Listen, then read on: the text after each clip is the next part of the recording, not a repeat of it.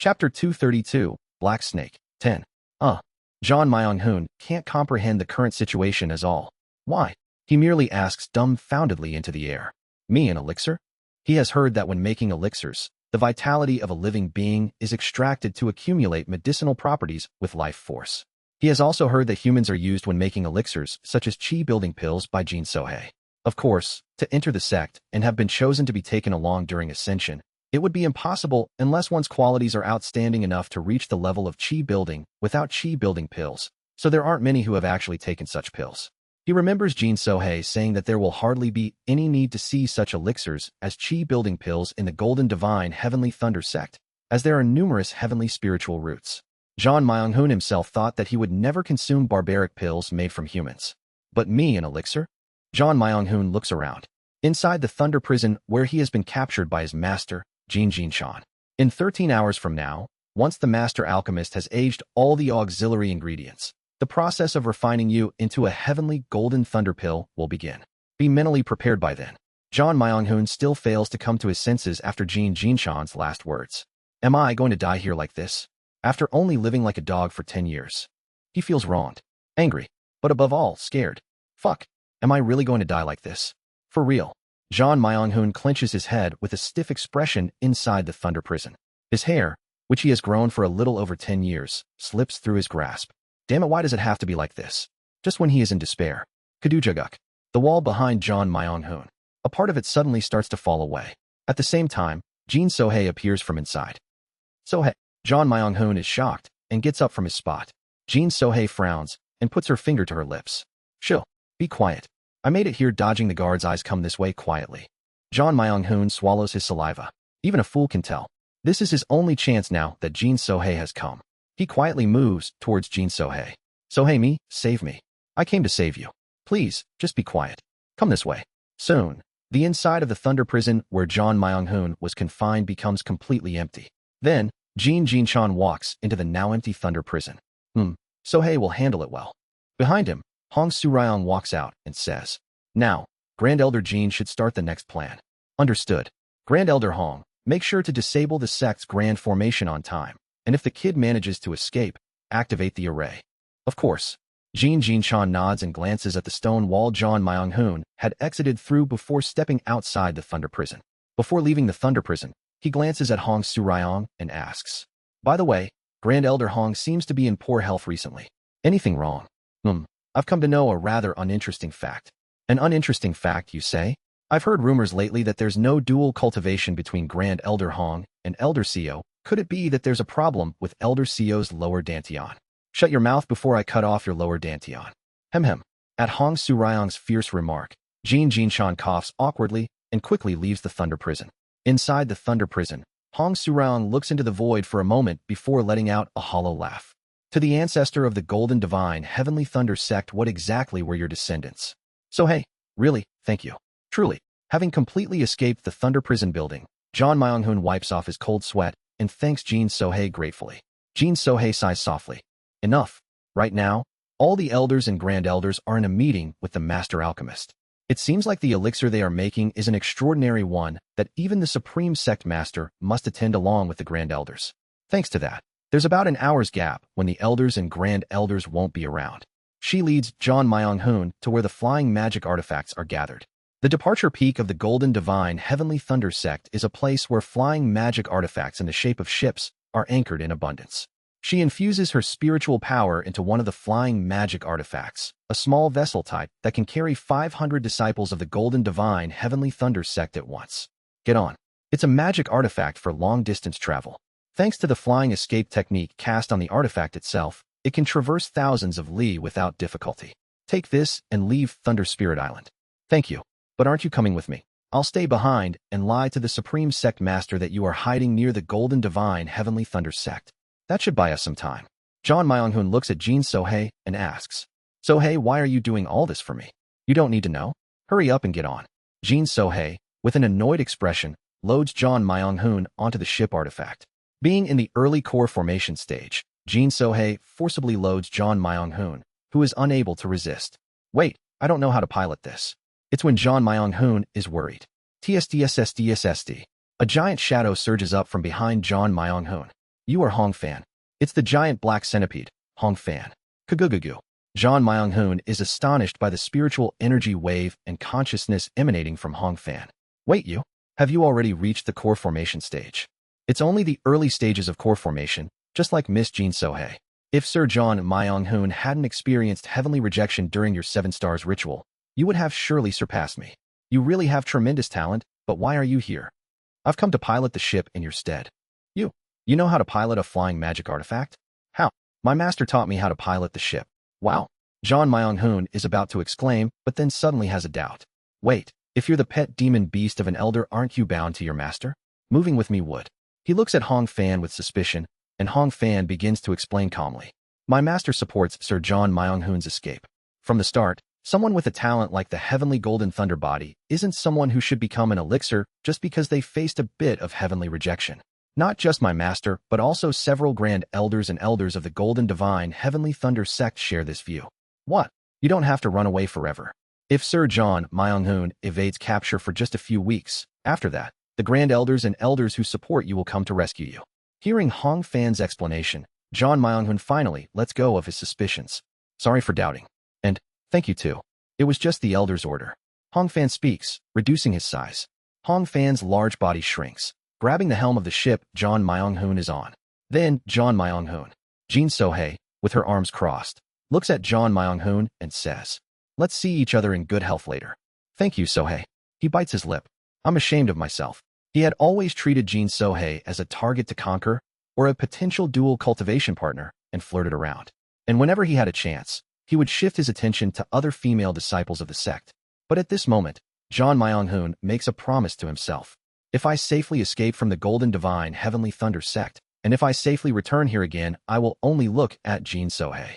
With Hong Fan's control, the flying magic artifact soars into the sky. Under the night sky of the bright cold realm, filled with countless stars, the ship John Myung-hoon is on smoothly passes through the sect's grand formation and flies away.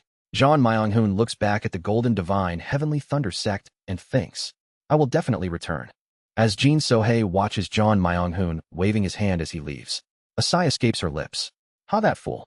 Even though they have become quite close over the last 10 years, Jin So-hye does not see John Myung-hoon in a romantic way at all.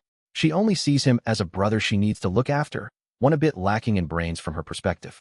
Isn't it strange that the sect's grand formation didn't activate even as he left on the ship? TSK. She clicks her tongue while looking at John Myung-hoon's ship, now far away. And next to her, a man in white descends. Don't be too hard on him, Mississippi. Oh, Elder Seo? She blushes, looking at Elder Seo, Seo Eun-hyun, who has approached her. Grand Elder Hong is really lucky. Not stuck with someone like John Myung-hoon, but being Dao companions with Elder Seo. Seo Eun-hyun smiles briefly at where John Myung-hoon has disappeared. Now that John Myung-hoon has left, shall we activate the grand formation? Yes, I'll go inform my great-grandfather. Jin So-hye uses the flying escape technique to fly to where Jin Byako is staying, in the Golden Thunder Hall, and Seo Eun-hyun stands on the departure peak, smiling faintly. You're really lucky, John Myung-hoon. Whoosh. John Myung-hoon sighs as he looks at the night sky. Damn it. Everything seemed perfect, but everything went awry in just a short 10 years. Even if he cried out to the heavens for 10 years, the heavens did not permit him. His expectations of becoming dual cultivation partners with Jin So-hye was cruelly shattered, and the elders of the sect gradually turned their attention away from John Myung-hoon, seeing that he could not overcome the heavenly rejection.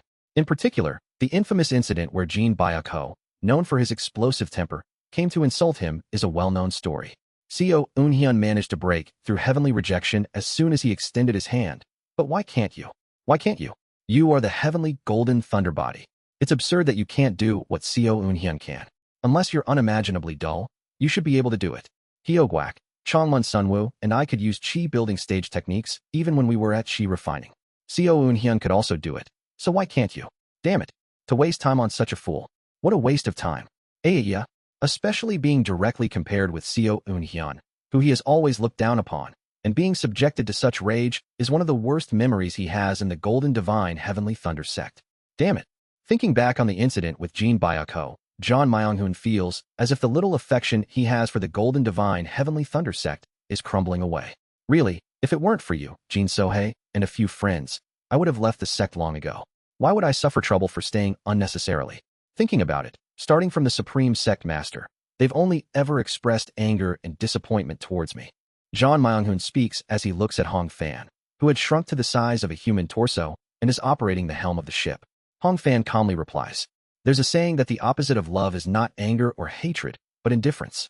The anger shown to Sir John Myung-hoon might be proof that the elders don't want to let go of you." Funny. Even that anger was initially depressed in abundance, but eventually subsided when things didn't work out, didn't they? Look, even my master didn't come to see me for a long while until he decided to make me into an elixir and finally came to lock me up in the Thunder Prison. When have they ever? Kururung. It's when John Myung-hoon is venting his anger to Hong Fan. Arurring. An immense clapping of thunder rumbles, and a massive storm of lightning energy surges from behind John Myung-hoon. John Myung-hoon is startled and looks back. Something like a ghastly lightning is chasing the ship they are on, trailing along the clouds. Ho Hong Fan. I will ascend. Hold on tight. Boom. Hong Fan maneuvers the helm, and the ship they are on begins to rise. Whoosh. The ship artifact carrying John Myung-hoon and Hong Fan pierces through the clouds above, and whatever is chasing them also rises into the sky. Kugagugagu. Master. It's the giant figure of Jin Jinshan. Quajajijik. A giant body formed from ghastly lightning reveals itself. It looks like a storm of lightning has transformed into the shape of a giant. Ho Hong Fan. My master is chasing us. Do not worry. I do not sense the power of the heavenly being stage. It seems like a consciousness separation using externalizing spirit. At most, it's the power of a remnant soul of the heavenly being stage. Heavenly being stage remnant soul. How powerful is that? Can you handle it? Well, normally, the remnant soul of a heavenly being stage cultivator is around the late core formation to grand perfection stage. Hong Fan says calmly. Of course, if I were to face it, I'd end up as fried Hong Fan. At the same time, the lightning giant in the form of Jin Jinshan extends its finger towards the ship. Kugagugagu. An immense power of lightning gathers and shoots towards the ship. Quorum. The clouds are torn apart, and a storm rages across the area. John Myung-hoon screams, holding onto the ship's railing. Hiya. Chu quickly run away. Please. Yes. Boom. At the same time, the speed of the ship also increases. However, Jin Jinshan's externalized spirit continues to chase them at a rapid pace. Rumble, rumble, rumble. Kurung, kurung, kurung. Hiya. John Myung-hoon is terrified and trembling, holding onto the railing as lightning strikes aim at them. Amidst that, a part of the lightning strike falls towards John Myung-hoon. John Myung-hoon looks at the incoming lightning bolt and screams. Hiya. Save Han. Pazik, Pazijik. Surprisingly not feeling any pain, John Myung-hoon looks puzzled. The streak of lightning is naturally absorbed into John Myung-hoon's body, and he exclaims as he sees the lightning bolt inside him transform into spiritual power. Whoa this. Watching him, Hong Fan speaks. Sir John Myung-hoon, you may be immune to lightning, but this ship is not. If a situation like before occurs again, it will be troublesome, so please go to the rear and block the attacks from the externalized spirit. Got it. Realizing that small lightning strikes don't have much effect, confidence surges in John Myung-hoon's face. He runs to the rear and raises his accumulating lightning technique. At the same time, John Myung-hoon also stirs up the anger in his chest. Pazijijik. Red lightning surges around John Myung-hoon. Tot. As he forms a hand sign, the red lightning streak collides with the remnants of lightning bolts flying towards the ship. The remnants of small lightning strikes shot by Jin Jinshan's externalized spirit are all neutralized by John Myung-hoon's accumulating lightning technique and begin to dissipate.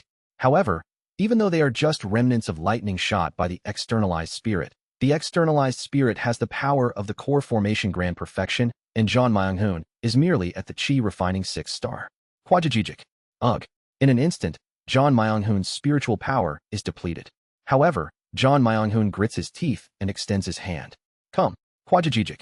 One of the lightning strikes shot by the externalized spirit hits the ship directly. However, the ship is unharmed. John Myung-hoon extended his hand. Inside his hand, all the lightning streaks are being absorbed. Pazijijik. In an instant, John Myung-hoon's spiritual power surges again, and he continuously emits endless red lightning bolts. Kururum. As if annoyed by John Myung-hoon blocking his attacks, Jin Jinshan's externalized spirit starts chasing them even faster. Sir John Myung-hoon, I will increase our speed. You must not disengage the accumulating lightning technique even for a moment from now on. Yes. Pyat. Enveloped in a halo, John Myung-hoon begins to move forward amidst an immense radiance. Damn, I feel nauseous. But, following Hong Fan's advice, John Myung-hoon never releases the accumulating lightning technique. After all, Jin Jinshan is growing even closer. The giant face of the lightning giant is only 3 zhong, 33 feet, away from the rear of the ship, shooting lightning at them. Quadragigic. Zhan Myonghun continuously absorbs the lightning and releases it. It looks as though red lightning is bursting from the rear of the swiftly moving ship. Ugh, damn it. Leave your disciple alone. Hong Fan, how much longer do we have to do this? We will soon reach the barrier of Thunder Spirit Island. Once we cross the barrier, even the externalized spirit will have a hard time following us. Okay, Quadragigic. Zhan Myonghun feels like he is going to vomit from maintaining the accumulating lightning technique, but he clenches his teeth and endures. Finally, Zhan Myonghun finally sees that the ship has reached the edge of Thunder Spirit Island, and his eyes light up. Now, they just need to cross the barrier, and it will be over. Just hold on a little longer. Alright, just then, Kururum. At the edge of Thunder Spirit Island where Zhan Myonghun and Hong Fan are heading, another giant made of lightning appears. How dare you try to leave? It's the form of Vice Sect Leader Jean Y. You dare to flee and leave the sect. Kururum. An immense level of lightning strikes the ship, drenching Zhan Myonghun. Sir Zhan Myonghun. Hong Fan's urgent voice is heard, and Zhan Myonghun faces the lightning coming at him. My body feels like it's going to explode. Zhan Myonghun's body converts the absorbed lightning into power, but there is a limit in doing so. If he infuses more lightning than his limit, his spiritual power can overflow and explode. Now, Zhan Myonghun feels like his dantian is about to burst. To die like this, that's when it happens. Hong Fan's voice rings in Zhan Myonghun's mind. Release it. You must indiscriminately release your power while using the accumulating lightning technique. Exclamation point. Zhan Myonghun clenches his teeth and follows Hong Fan's instruction. Simultaneously, red lightning bursts forth from Zhan Myonghun's entire body. Hiya! In an instant, a giant lightning bolt erupts from Zhan Myonghun's body.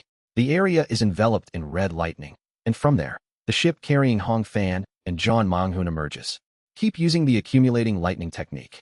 You can't stop. Jin Jinshan is still chasing you. Yes. Zhan Myonghun responds with a face as if his soul is about to leave his body.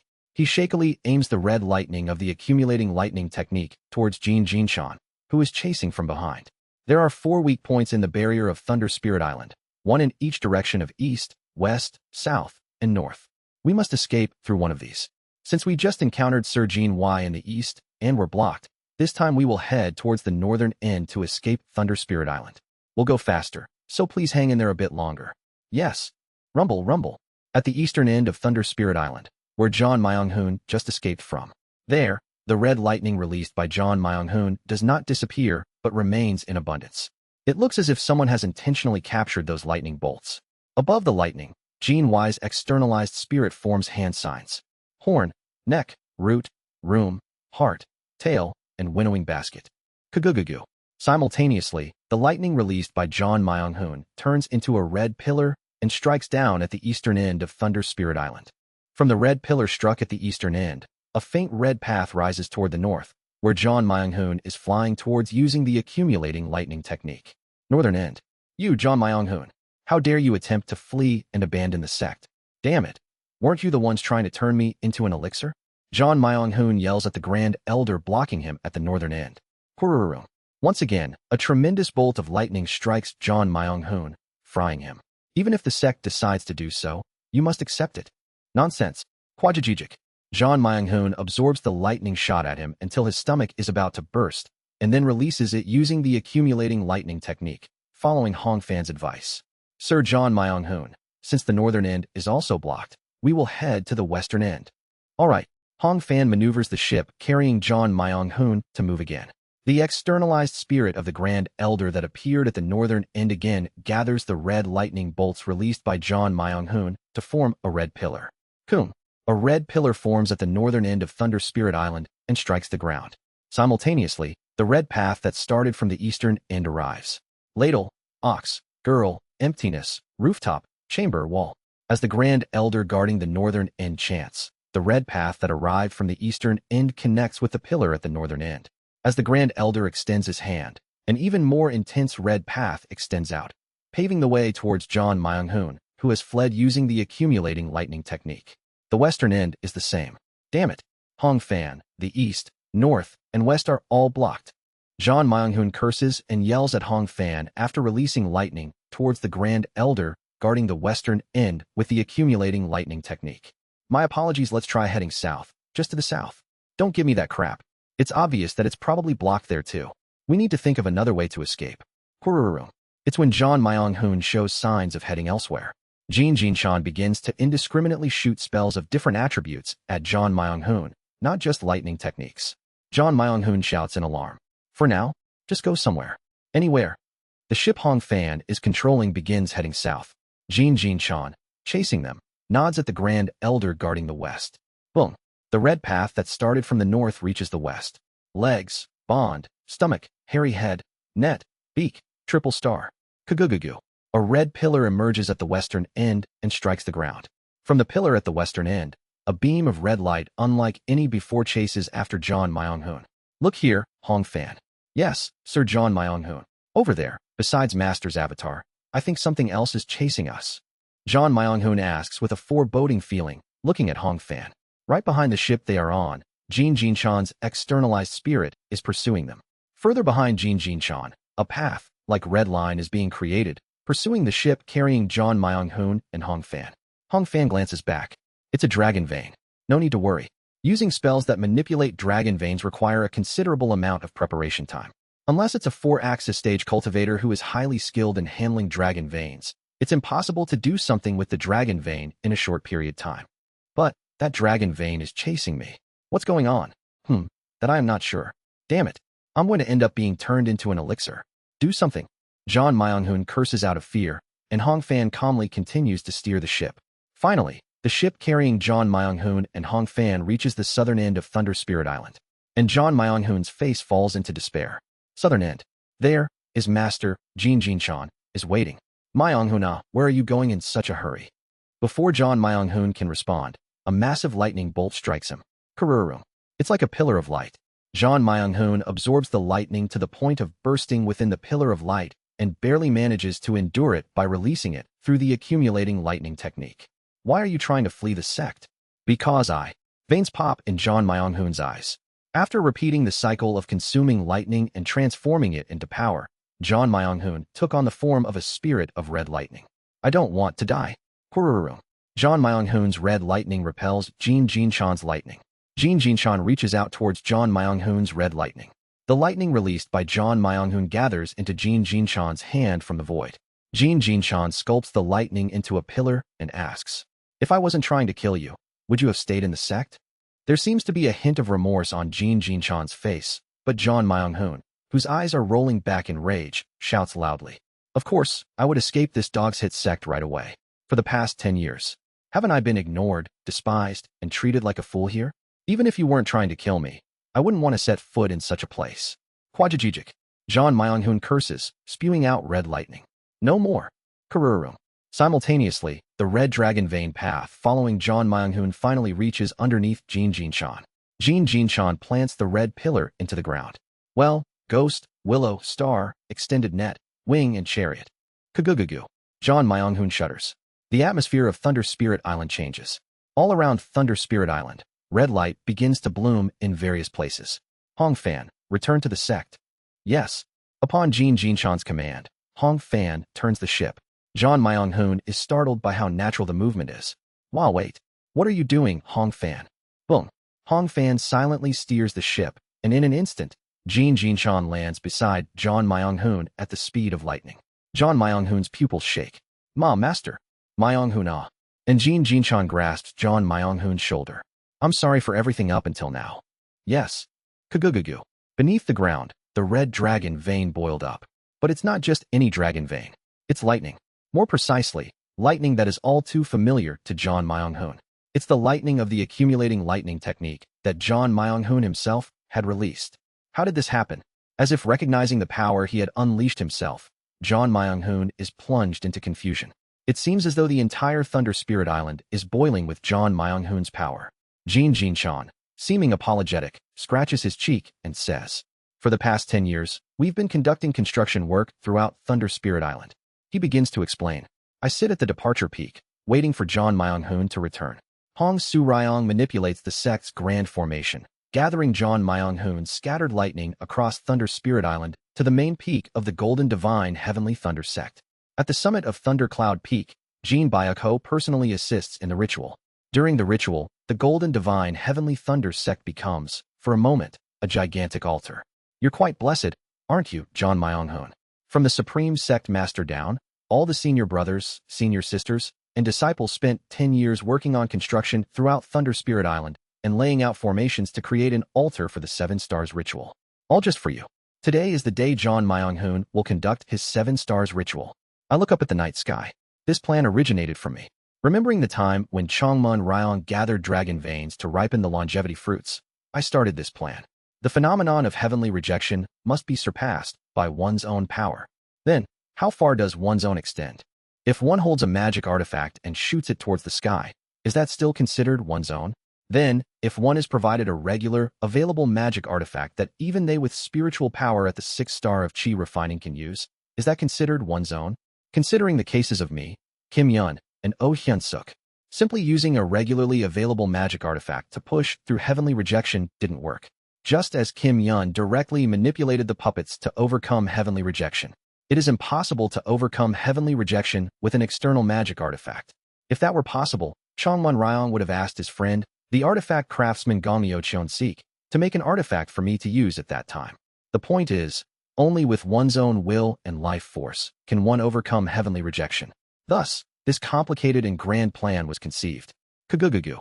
Beyond the red dragon veins, the lightning that John Myung-hoon had shot from all directions across Thunder Spirit Island gradually amplifies, enhancing John Myung-hoon's own aura. Up high, John Myung-hoon's ship arrives at Thundercloud Peak. First, amplify one's energy with the dragon vein and gather it on the altar. Then, shoot that energy into the sky with one's will. That way, the heavenly rejection should be pierced through. For this formation, Jin Byuk-ho and countless grand elders of the Golden Divine Heavenly Thunder Sect spent 10 years digging through Thunder Spirit Island. The role of the formation is to amplify John Myung-hoon's energy and assist him in manipulating the vast energy when conducting the ritual. There's no way he can properly control and shoot this massive energy on his own. All the formation masters of the Golden Divine Heavenly Thunder Sect were mobilized, all for one person. Everyone has such strong will for the sake of one disciple. I mutter, watching John Myung-hoon descend to Thundercloud Peak. Who knows? Perhaps in a cycle without me, the grand elders of the sect also mobilize their power to help him in some way. If it's for the reincarnation of the heavenly golden thunder body, the golden deity Yang Su-jin, what can't be done? Hong Su-ryong says as she approaches me. What brings you here? I came to stand guard. She replies, crossing her arms. You're about to enter the mid-stage of nascent soul, aren't you? You caught me. Everyone is focused only on John Myung-hoon. But since I'm your dual cultivation partner, I thought I'd care for you. Be grateful and form your yang spirit without worry. Thank you. So that's what it was. John Myung-hoon, having heard Jin Jin-chan's explanation, finally understands. It wasn't indifference. Come here, John Myung-hoon. Jin Byuk-ho beckons to John Myung-hoon. Above Thundercloud Peak, an altar for the 7 Stars ritual is set up. Everyone for me. Now, we will begin the 7 Stars ritual. Within which of the 4 constellations will you reside? Given my meager talent, all this time, they had been preparing. Everyone, I will conduct the ritual under the spirit of the Azure Dragon. You were all thinking of me. A decade of construction work. A grand plan just for John Myung-hoon that he alone was unaware of. The 7 Stars ritual begins. John Myung-hoon performs the ritual under the Azure Dragon, symbolizing the east and corresponding to the stars of horn, neck, root, room, heart, tail, and winnowing basket. And just before he is to receive the celestial energy from the heavens. Kagugugu. Dark clouds cover the sky. Simultaneously, Kagugugu. The red dragon veins spread throughout Thunder Spirit Island surges up to Thundercloud Peak. Co Eun-hyun initiated it, and with the elders and formation masters of the Golden Divine Heavenly Thunder Sect materializing it, the plan was finally completed by everyone. Chongmun Ryong and Co Eun-hyun could not have attempted this in the head realm where spiritual energy is scarce. It is only possible in the bright cold realm that is overflowing with spiritual energy. The entire spiritual energy of Thunder Spirit Island is gathered, amplifying a human's crude spiritual power. Through the formation, the spiritual energy is refined, leaving only the pure qualities that originate from John Myung-hoon, from the amplified spiritual power. After refining and more refining, the remaining energy is an incredibly minute fraction of the originally amplified energy. But even if it is just a fraction of a millionth of the original amplified energy, it can easily surpass the Qi building stage given the scale of the formation that covers the entire Thunder Spirit Island. John Myung-hoon draws in his own energy swirling around him into his body. After circulating the energy within once, he shoots it towards the sky. Hururum. John Myung-hoon's accumulating lightning technique does not reach the heavens.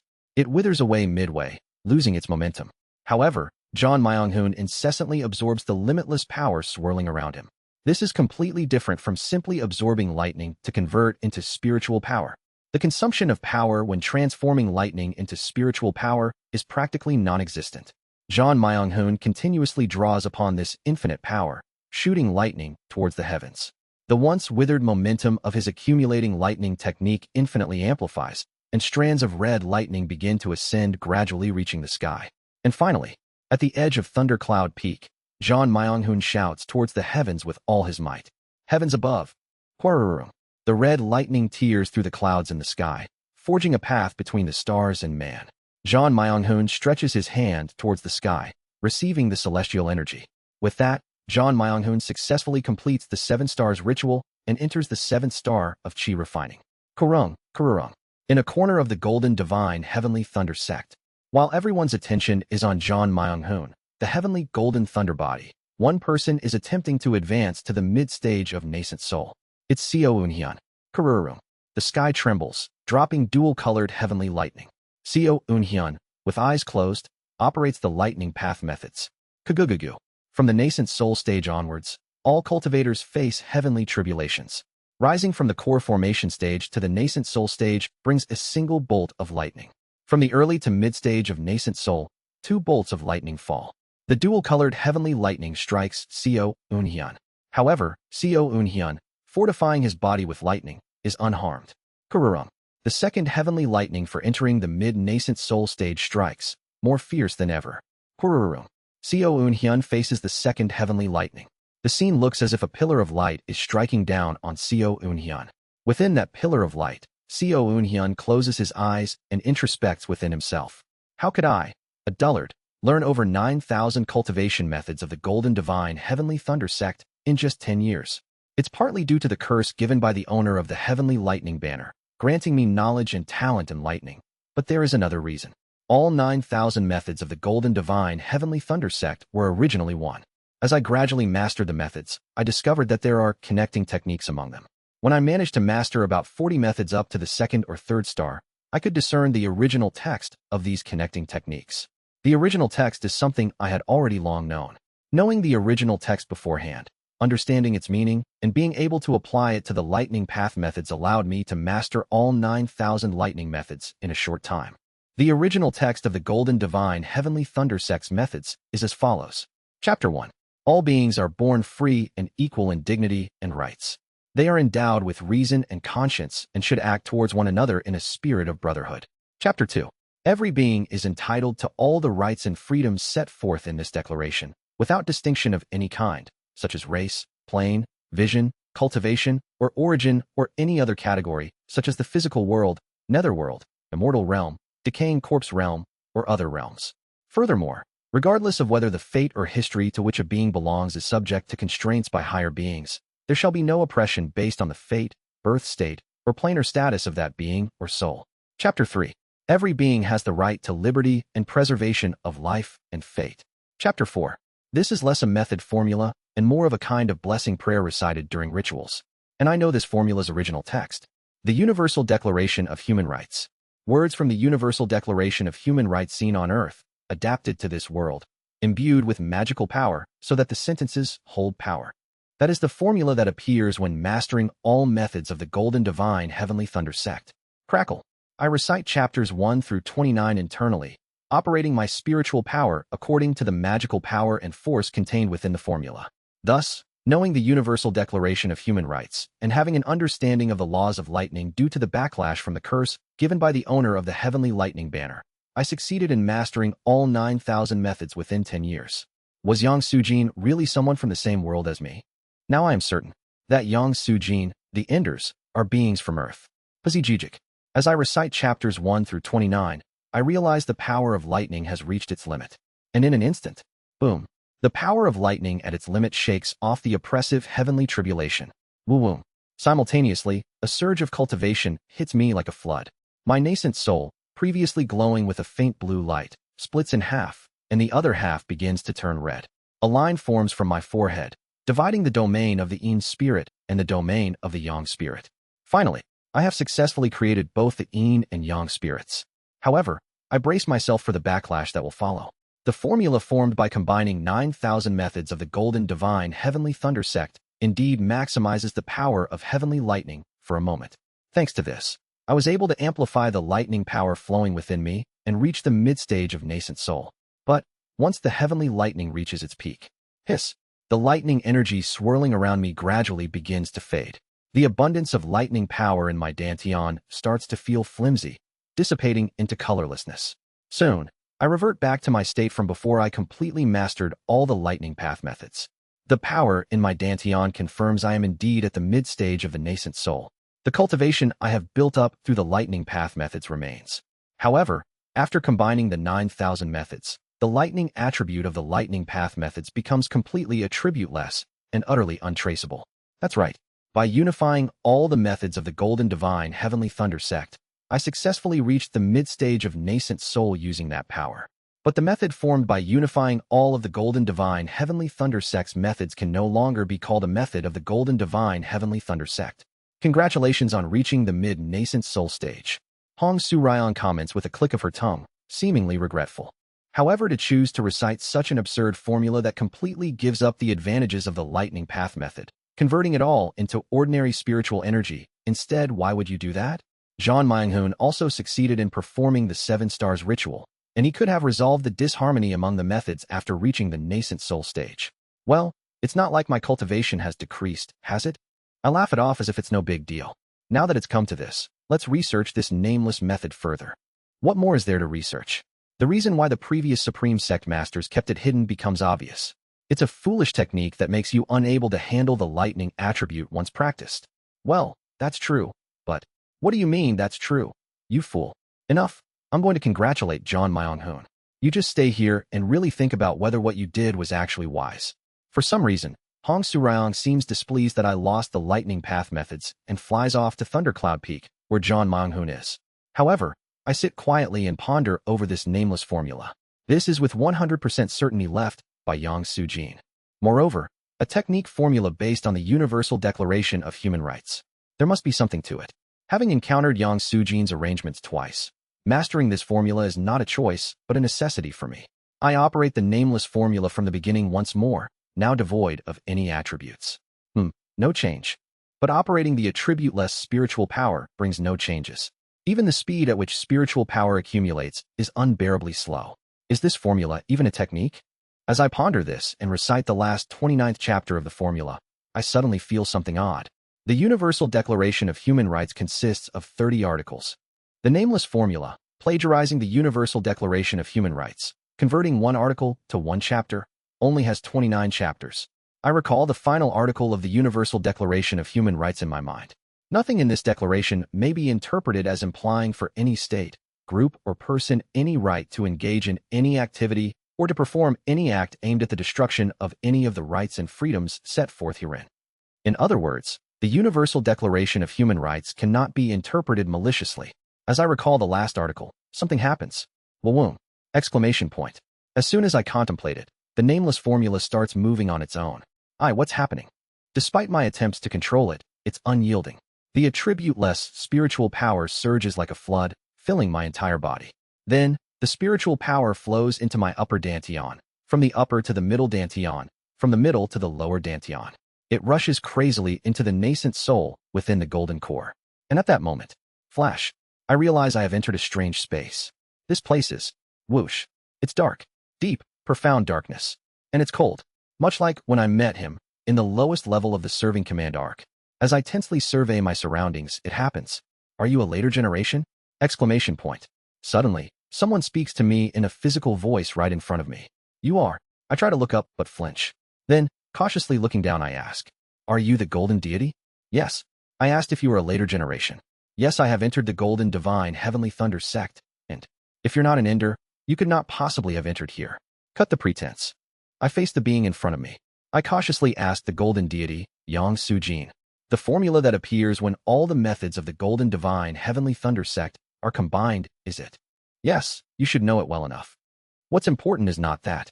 Shouldn't I tell you why I asked the master of the netherworld to create a place for the later generations at the bottom of the netherworld, where no light enters, and left my thoughts there? I tense up. Let me warn you about one thing before we begin. The founder of the Golden Divine Heavenly Thunder sect, the one who stole the Heavenly Lightning Banner from its owner, the entity that caused countless upheavals. My conversation with Golden Deity Yang Sujin began like this. Be wary of the light. Following the Emperor's will, that being lurks around you, anytime, anywhere, in any manner, in ways beyond your imagination. Translator notes. Why is this chapter so long?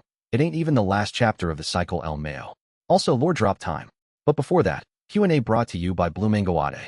Chapter 233. What is a human one? Be cautious of the light. Surely, it was a story I had also heard from him, whose name escapes me. The light. What exactly is it? One of the governing immortals. Governing immortals? Those who have transcended the limits and boundaries of true immortals are called governing immortals. They are the supreme deities and the heavenly venerables, and across all 3,000 worlds, there are only 10 such beings. The 6 supreme deities and the 4 heavenly venerables are among them. Gulguk. I swallow hard. Just hearing about the 6 supreme deities and the 4 heavenly venerables, my strength drains away. At the same time, my head begins to feel foggy. Dripping. Somehow, I feel as if I am floating. For some reason, I think my body is melting away. No, it isn't. It isn't a delusion or thought. My body is, in fact, melting like candle wax in front of Yang Sujin. Snap out of it. Hyuk. What's happening to me? I'm on the verge of screaming in terror. But then, Doc. Yang Sujin snaps his finger in the darkness. At the same time, my body returns to its original form. It seems even knowing of their existence is too overwhelming for you. I can't help but feel baffled, unable to understand. What was that just now? Having accepted the knowledge of beings at the peak of the world, your body at the genetic level tried to disintegrate out of fear. But it's strange. Even considering they are governing immortals, merely knowing of their existence usually doesn't trigger such a severe reaction unless one of the governing immortals is observing you. Yang Sujin mutters to himself for a moment, then snaps his fingers again. Jijik. Simultaneously, sparks of static electricity begins to erupt all around. Aha, I see. The master of the netherworld has noticed an ender has entered their domain. They are descending here. Excuse me. Don't worry too much. Because of the pact I made during my lifetime, even the master of the netherworld will take some time to enter our place of conversation, despite it being land provided by him. So, we have plenty of time to talk. I am speechless, overwhelmed by the sudden flood of information. The master of the netherworld? Supreme deity? Heavenly venerable. I am utterly confused. But, even in the midst of this, I cling to a shred of sanity. Is the master of the netherworld, whom you mentioned, also a governing immortal? Yes, one of the heavenly venerables. The owner of light, obsessed with monitoring the enders, is also one of the supreme deities. Ah, if you met me through the Golden Divine Heavenly Thunder sect, you'd know already. But the original owner of the Heavenly Lightning Banner is also one of the supreme deities, the owner of Heavenly Punishment. Exclamation point. I'm startled by the information I have suddenly come to know. So much information in such a short time. I take a breath. Then you said that the entity known as the owner of light searches for enders under the decree of the Emperor. The remnant thoughts of you I saw at Shattered Heaven Peak also mention someone is pursuing enders. Are these entities the same person? Even as I speak, I am careful and slow with my words, worrying I might say something wrong. For a wrong word could make me the target of their observation. However, Yang Sujin doesn't stop me, seemingly finding no issue with it. They are the same entity. Although I give due respect to the governing immortals by referring to them as supreme deities and heavenly venerables, in reality, that entity is the true emperor. The rest are merely pretenders. Who is this entity? Who is it that targets enders? I swallow. Now, the clear truth about the entity targeting us. I don't know. Excuse me. But Yang Sujin merely clicks his tongue in the darkness. It's because I am a divided consciousness, split from the main body before I confronted that entity to make a negotiation. The main body perished after meeting that entity, and most of our ender predecessors faced the same fate upon encountering that entity. I can only guess that it's a being who doesn't particularly welcome us. However, there is someone who would likely know much about that entity. When you've grown stronger, seek them out. Who is that being? The one furiously knocking from outside this space. The master of the netherworld, the heavenly venerable, who overseers the afterlife and reincarnation. They are the oldest among all supreme deities, heavenly venerables, governing immortals, and true immortals, so ask them later. I ask, not understanding. Why must I ask later? Can't I ask now? The master of the netherworld is a peculiar being. They eagerly capture enders when they are weak, intending to lock them away at the bottom of the netherworld. However, once enders become as strong as them, they kindly offer cooperation. If you, in your current state, are caught by them, you'd be sealed at the bottom of the netherworld for eternity. I swallow hard. If that's the case, me, my companions, and the enders all need to be wary not only of the light, but also of the master of the netherworld? So, the master of the netherworld is. Let's end this topic for now. While the bottom of the netherworld might not require worry about the gaze of other governing immortals or that entity, the power and gaze of the netherworld's heavenly venerable becomes even clearer. Just by recalling and mentioning them, you're creating a connection between you and them. Exclamation point. As soon as I hear that, chills run down my spine, and I find myself covering my mouth without realizing it.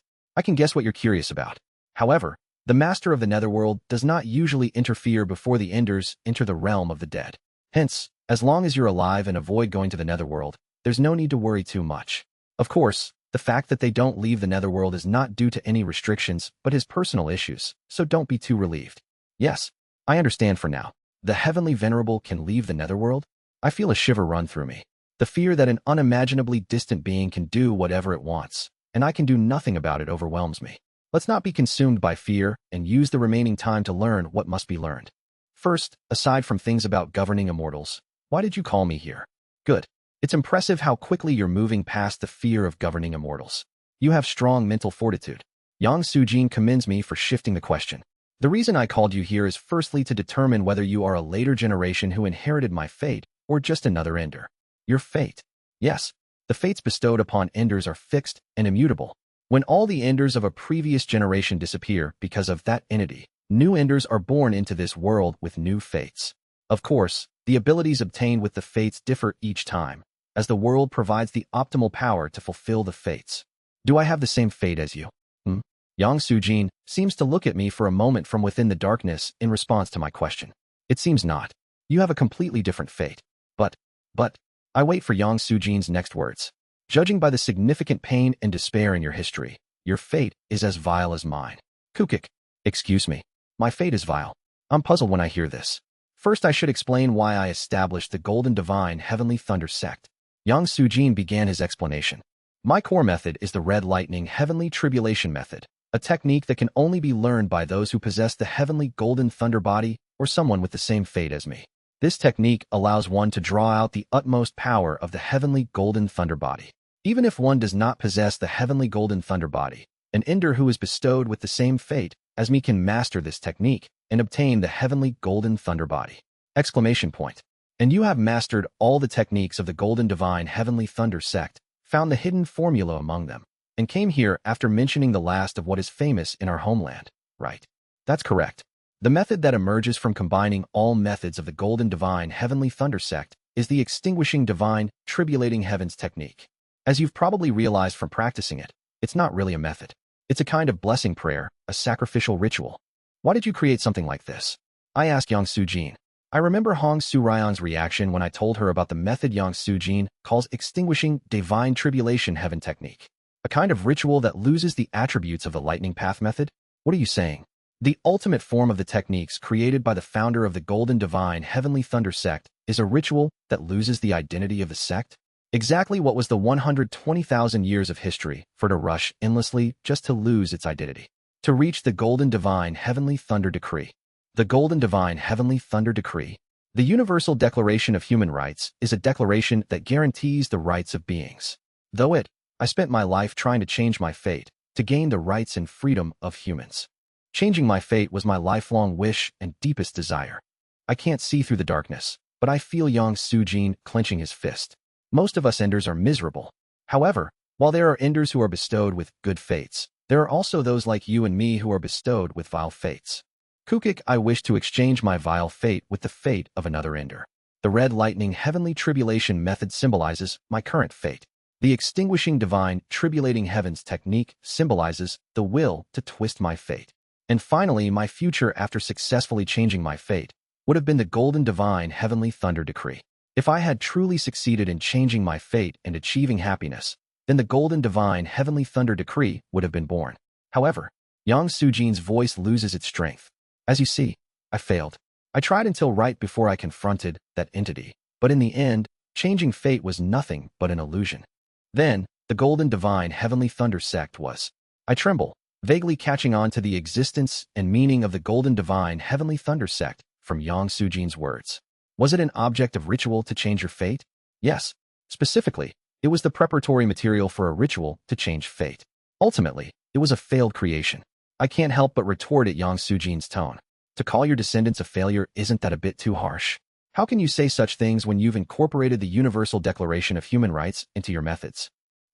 However, Yang Sujin seems puzzled by my words. You're speaking strangely. Excuse me. What's the problem with the Universal Declaration of Human Rights? It's a declaration that guarantees human rights and freedoms. Yes, but why? Let me ask you, what is a human? Excuse me. I ask back, incredulous. Dignified and free, endowed with reason. Right? You know well. The essence is freedom. Only beings that possess freedom or have the potential to acquire freedom are human, and thus have the right to enjoy the privileges of the Universal Declaration of Human Rights. Yang Sujin shouts, clenching his fist in the darkness. Therefore, only we Enders are humans, and all other beings in this world, including true immortals, are non-humans. Excuse me. Stunned by his radical and absurd claim, I'm left speechless, my mouth agape. Chapter 234, What is a human too? What on earth are you talking about? I asked, astounded. Is this really the thought process of an ordinary person? No, it's not. He is a being who had reached the pinnacle of true immortals. Just reaching the heavenly being stage would drive one's corner of the mind to madness. If it's Yang Sujin, who had reached the ultimate pinnacle of true immortals, perhaps his logic and common sense have already become so far removed from that of ordinary humans that the gap cannot be bridged. I quickly gather my thoughts and ask again. Only the Enders are free. Are you suggesting that other beings cannot be free? Yes. Everything in this world moves according to the guidance of fate. Yang Sujin laughs in the darkness. Do you know why the civilization of this world remains stuck in the Middle Ages? Despite having a history of hundreds of thousands of years, why do they always maintain the same way of life, the same civilization? Somehow, Yang Sujin's laughter seems like a sneer. Entirely because they are slaves to fate, bound by the curvature of fate and human effort. All beings in this world fail to evolve through eternity, foolishly repeating the same civilization. All beings living in this world seem to think, speak, and feel, but in reality, they do not. Every single one of their actions, words, and emotions are determined by fate. No one has free will. Then, I ask, feeling a strong repulsion to Yang Sujin's extreme ideology. What about the Heart Tribe? Heart Tribe. Yes, they are the ones who have refined their minds and heart essences to resist fate. According to your words, beings such as the Heart Tribe shouldn't even exist. Heart Tribe, Heart Tribe. Ha ha ha. Just as I mentioned Heart Tribe, Yang Sujin suddenly bursts into laughter. Hee ha ha ha. Ha ha ha. Kagugugu. The darkness resounds with his laughter. A laugh filled with madness. Somehow, this laughter feels very unpleasant and eerie to me. At the same time, I have a premonition that Yang Sujin is about to reveal a very unpleasant truth. The Heart Tribe are free beings resisting fate? Wrong. In the darkness, Yang Sujin stops laughing and continues. For some reason, Yang Sujin's voice is very gloomy and grating. Rather, the Heart Tribe is the most direct evidence that they are merely slaves and playthings of fate. For some reason, there is a hint of anger in Yang Sujin's voice. Though I can't see his emotions or intent in the darkness, I can immediately tell that he had experienced something related to the Heart Tribe long ago from his voice. Do you think the Heart Tribe occurred naturally? The Heaven Tribe and Earth Tribe oppressed the weaker races, so they naturally came into being, didn't they? Then why didn't the Heart Tribe arise in the Head Realm? Well, the cultivators of the Head Realm didn't directly enslave a race, or... That's not true. Even the demon beasts and humans of the Head Realm frequently capture each other to create ranches and breed them. I remember the case of the Sea Dragon race, and close my mouth. He is right. In the Head Realm, perhaps there should have been beings from other origins who entered beyond the path and resisted, but there weren't. Why is that? Yang Sujin moves his arm in the darkness. His faint outline can be seen raising a finger. Then why didn't the Heart Tribe arise in the Head Realm? Why are there heavenly fiends, heaven devils, and true devils, demon devils, in the true devil realm corresponding to the heaven and earth tribes, but no devil race corresponding to the Heart Tribe? Why does the Heart Tribe exist only in the bright cold realm? Why, despite possessing the insane ability to add heavenly tribulation when reaching a stage corresponding to the heavenly being stage, are they so weak? Why do the heaven and earth tribes despise the Heart Tribe to the point of madness? Why is there not a single Dharma treasure or magic artifact made from preserving Heart Tribe members? Why is there no information about the true immortals that appear when the Heart Tribe reaches its zenith? And why does nobody know? Duh. Literally, there are too many questions. Yang Sujin's explanation continues. It's simple. The Heart Tribe, originally, does not exist. Exclamation point. Before the Enders appear, they suddenly emerge in large numbers, and once all the Enders are annihilated, they too will perish and decline, disappearing into history. Yang Sujin folds his extended finger as he speaks. I can't help but be astonished by the information Yang Sujin shares. What on earth? Do you understand? The Heart Tribe is nothing more than another form of slaves to fate, fatefully emerging as the Enders set foot into this world. The Heart Tribe indeed proves that the beings of this world do not possess free will. I remain silent for a while. The truth is too shocking to accept. What in the world? Then what about Jangik, Yuhua, and the countless members of the Heart Tribe? I asked with a trembling voice. Then, why do we have free will? Aren't we the ones with a predetermined fate, the ones who follow it? We come from a world where fate does not exist. Yang Sujin says as if it is obvious. We are beings from a world where neither fate, gods, nor miracles exist. Any fate imposed on us is ultimately something forced by others. We will one day surely become beings who are truly free. I can't sympathize with Yang Sujin's extreme ideology. However, somehow, Yang Sujin's voice carries a sense that he too wishes to be free from fate. If we are beings who can become free, doesn't that mean Yang Sujin hasn't achieved freedom yet? Yet, I do not voice this thought out loud. Well, have you asked everything you're curious about? It's almost time for the master of the netherworld to shatter the barriers here, so I should pass on what I need to pass on to you. There's still a mountain of questions I have. Well, you'll come to know what you're curious about in time. What I'm about to pass on now is more important. What do you intend to pass on? Extinguishing divine, tribulating heavens. In the darkness, he extends his hand toward me. Extinguishing divine, tribulating heavens is the will to defy fate itself. It is ultimately a ritual to defy fate. Although I could not change my fate as an Ender. His tone seems somewhat bitter. There's a way to overcome the fates imposed by other true immortals through the ritual. Of course, it's not perfectly effective. Crack. Yang Sujin's hand grips my head. Simultaneously, I feel a tremendous torrent of knowledge swirling in my mind. The rites for conducting the ritual of the extinguishing divine, tribulating heavens flows into my mind. Even if you have questions at this moment, even if I can't give you answers at this moment through the extinguishing divine, tribulating heavens technique, I have bestowed upon you the power to seek answers. Someday, you will come to know everything you are curious about. The extinguishing divine, tribulating heavens technique will guide you to that end. Through the power of attribute-less lightning, the ritual slightly twists fate, improving the odds of winning, even if by a little, in overwhelmingly unfair battles against powerful beings. That is the ritual of the extinguishing divine, tribulating heavens technique. The formulas for the 9,500 methods of the Golden Divine Heavenly Thunder Sect are all converted into ritual rites by Yang Sujin and flow into my mind. Countless rites and phrases anchored in the Universal Declaration of Human Rights are engraved in my spirit. I clench my teeth and hold my sanity intact as I receive the ritual rites. Our time is nearly up. Kugugugugu.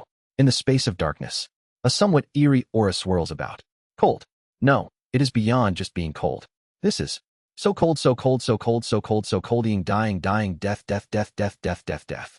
A deep and vast being is watching me from across the darkness, but Yang Sujin pats my shoulder. Since you've kindly provided this space, why not let me and my junior have a comfortable conversation instead of being so hasty? Yang Sujin speaks toward the darkness on the other side, his tone laced with a hint of mockery. Kuhu, do you so desire to possess an Ender? Even you cannot obtain an Ender by following the flow of fate. Fate oppresses us, but at the same time, it protects us. You should know this better than anyone. Wawum. A strange wailing comes from the darkness. Mixed in this wailing are bizarre knowledge and truths, giving the intuition that one can gain endless knowledge and wisdom if one listens closely. I want to listen more. If I focus on the wisdom within that sound, perhaps I can obtain something comparable to the ghostly Een transformation immortal root. Use the extinguishing divine, tribulating heavens technique. Crackle! Exclamation point. As Yang Sujin's hand touches my back, suddenly, the attribute-less spiritual power within me moves. At the same time, I feel the desire to concentrate on that wailing sound completely disappear. Even if this space is provided by the master of the netherworld, this place is where my main body, in its prime, directly negotiated and formed a pact with the netherworld's heavenly venerable. Even for the netherworld's heavenly venerable, entering here takes time. Kugugugugu. However, contrary to Yang Sujin's bold statement, the wailing sound from afar seems to grow louder. Now, in about 30 seconds, that being will arrive. Let's start sending you back. In the darkness, I see Yang Sujin's form gradually dissipating. The body is dispersing. Yes, I was merely sealing my thoughts in this space under the courtesy of the master of the netherworld. Now that the seal is undone, I am simply dispersing. Yang Sujin continues speaking as he disperses like soap bubbles. My role is complete. Enders cannot leave leftovers, but I have managed to leave behind fragments after death by borrowing the power of the netherworld. What a grand feat this is. Later generation, do not succumb to fate. Proclaim to the heavens that we Enders are the true humans. Watching Yang Sujin disperse, I feel a complex mix of emotions. His ideology is too extreme, uncomfortable for listeners. Yet, seeing him from my hometown succumb and vanish before an unidentified entity makes my heart heavy. While I am now leaving. Later generation, the messages left behind by Enders for later generations are not only from me, so continue to search. The most universally accessible message for an Ender is, swoosh. He extends his hand, and I feel myself pushed backwards. Falling toward a warm, light-filled place, I focus on Yang Sujin's words. Seek lovers whose names involve cause and connection. Blessing their union, you may encounter the remnant of the strongest Ender. Love of virtues leftovers have taken a keen interest in them after gaining strength. Meet with bloodine. TSSSSSSS. Enveloped in bright light, I exit the space of darkness. The last thing I see is Yang Sujin's thoughts dispersing in the darkness, and a vast, deep entity quietly observing me. Zing. Yang Sujin's words echo in my mind. We all eventually have to go to the netherworld. If you find yourself there, never look back and enter the straight, narrow path as quickly as possible. That will be the only way you can move on. With that, I open my eyes. Peak. Far off, Thundercloud Peak buzzes with a festive atmosphere. It must be because John Myung-hoon has reached the 7th star of Qi refining. I can feel that my cultivation has reached the mid-stage of nascent soul. The cool night air and the familiar moon of the bright cold realm hangs high above my head. Huff ha. Cold sweat flows spontaneously. I've returned. I'm alive. The last entity I saw, vast and profound. Having seen that entity made me profoundly grateful for being alive. First, I should go back to my cave residence. Thump. I try to rise but fall forward, collapsing. I momentarily panic, but I soon realize. My body is drained of strength, and it's drenched. My body is soaked in cold sweat. My skin is pale, my heart racing unnaturally. Is it because I went to the netherworld? No, it's because I saw that vast, profound entity. Realizing this, I understand what Yang Sujin has done for me. He kept protecting me. Just having directly faced the owner of heavenly punishment, a curse followed me beyond regression. It's anticipated that the heavenly venerable of the netherworld, presumably of a higher rank, has directly observed me. Yet, the worst that happened is just my inability to move, surely because Yang Sujin had protected me from that being's gaze for a while. Still, I can't just lie here. I struggle with all my strength, wriggling my whole body. After a lot of effort, I am barely able to move. I move my weary body to my cave residence and collapse onto the bed I made there, passing out. After reaching Qi building, I hardly needed sleep.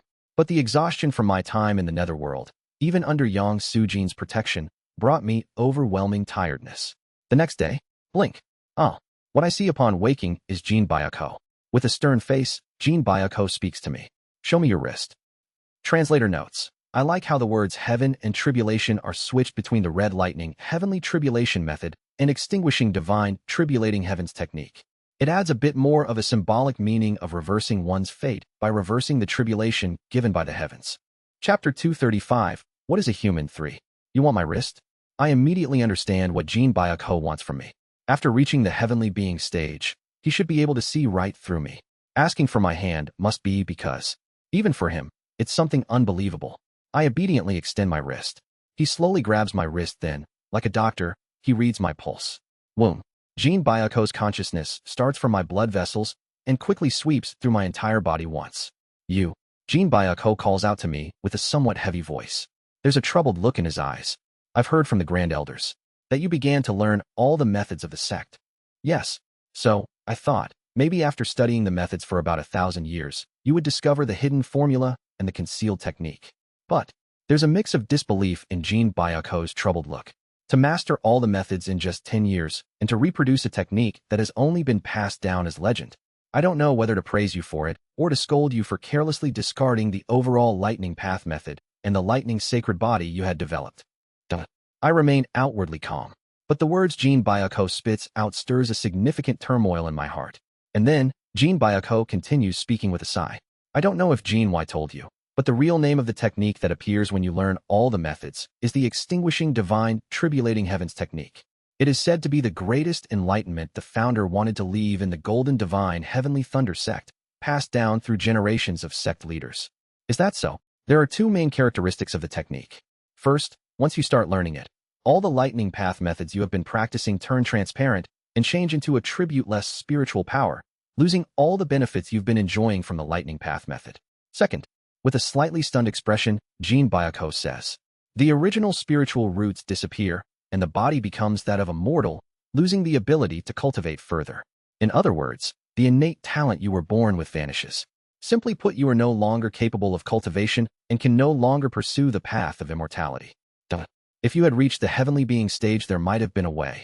Indeed, upon introspection, I can't feel the 5 elements spiritual roots I had formed through the 5 energies converging to the origin.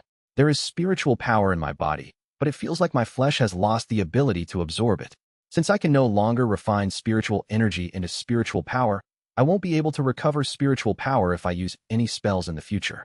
However, Jean Byako does not seem too concerned about the loss of spiritual roots. Don't worry about the spiritual root itself. If we can find you a red spirit ginseng that grants you the red spirit tree body or other special elixirs that can grant you a new spiritual root, it's not too big of a problem. But what truly matters is, you've lost your lightning sacred body. I observe Jean Byako's intent. Externally, he seems calm, but internally, he feels like he is about to explode. No wonder. Just when the heavenly golden thunder body had barely overcome its crisis, another one suddenly almost became immortal, losing his talent. It wouldn't have been surprising if he suddenly grabbed me by the collar, wondering what had happened. Considering his explosive temperament, he must be holding back with all his might. With the loss of the lightning sacred body, can you remain in the golden divine heavenly thunder sect? He asks me. Instead of answering his question, I ask another. Before that, the Supreme Sect Master mentioned he knew the formula for extinguishing divine tribulating heavens. Do you know how to use this extinguishing divine tribulating heavens technique, what it is used for, and so on? I have a rough idea. Extinguishing divine heaven tribulation is not meant for cultivation, but as a ritual rite, used in conjunction with various rituals. I know it's a technique that maximizes the effect of said rituals. Of course, the founder's intention behind leaving such a technique has not been transmitted. It seems Jean Byako only heard about the existence of extinguishing divine tribulating heavens technique and roughly what kind of technique it is. It might have been transmitted that way originally, or perhaps it was well transmitted at first, but over time, what was passed down faded away. Is there any sect regulation related to extinguishing divine tribulating heavens? I heard there used to be some, but by my generation, most of those regulations were no longer passed down. Is that so? I slightly furrow my brow. In the case of a technique like extinguishing divine tribulating heavens, which was directly left by Yang Su Jin, even a slight misstep can lead to great danger. Regulations for such methods are crucial. After all, merely by continuing to practice this technique, I might attract the attention of some powerful beings. I need to find out about these regulations. Since Jean Byako is unaware, I have no other choice. He asks me about my current physical condition and my plans for the future. If you have practiced the extinguishing divine tribulating heavens technique, there's nothing you can do with the original lightning path methods of the sect anymore. Since it has transformed into an attribute-less method, trying to use the original intricacies of the lightning path method as before will be futile since the intricacies operated through attribute-less spiritual power will not function properly. Even if you try to learn a new lightning path method, it will be absorbed by the extinguishing divine tribulating heavens technique. Could it be that I can no longer learn the lightning path method, and hence I'll be expelled from the golden divine heavenly thunder sect? What?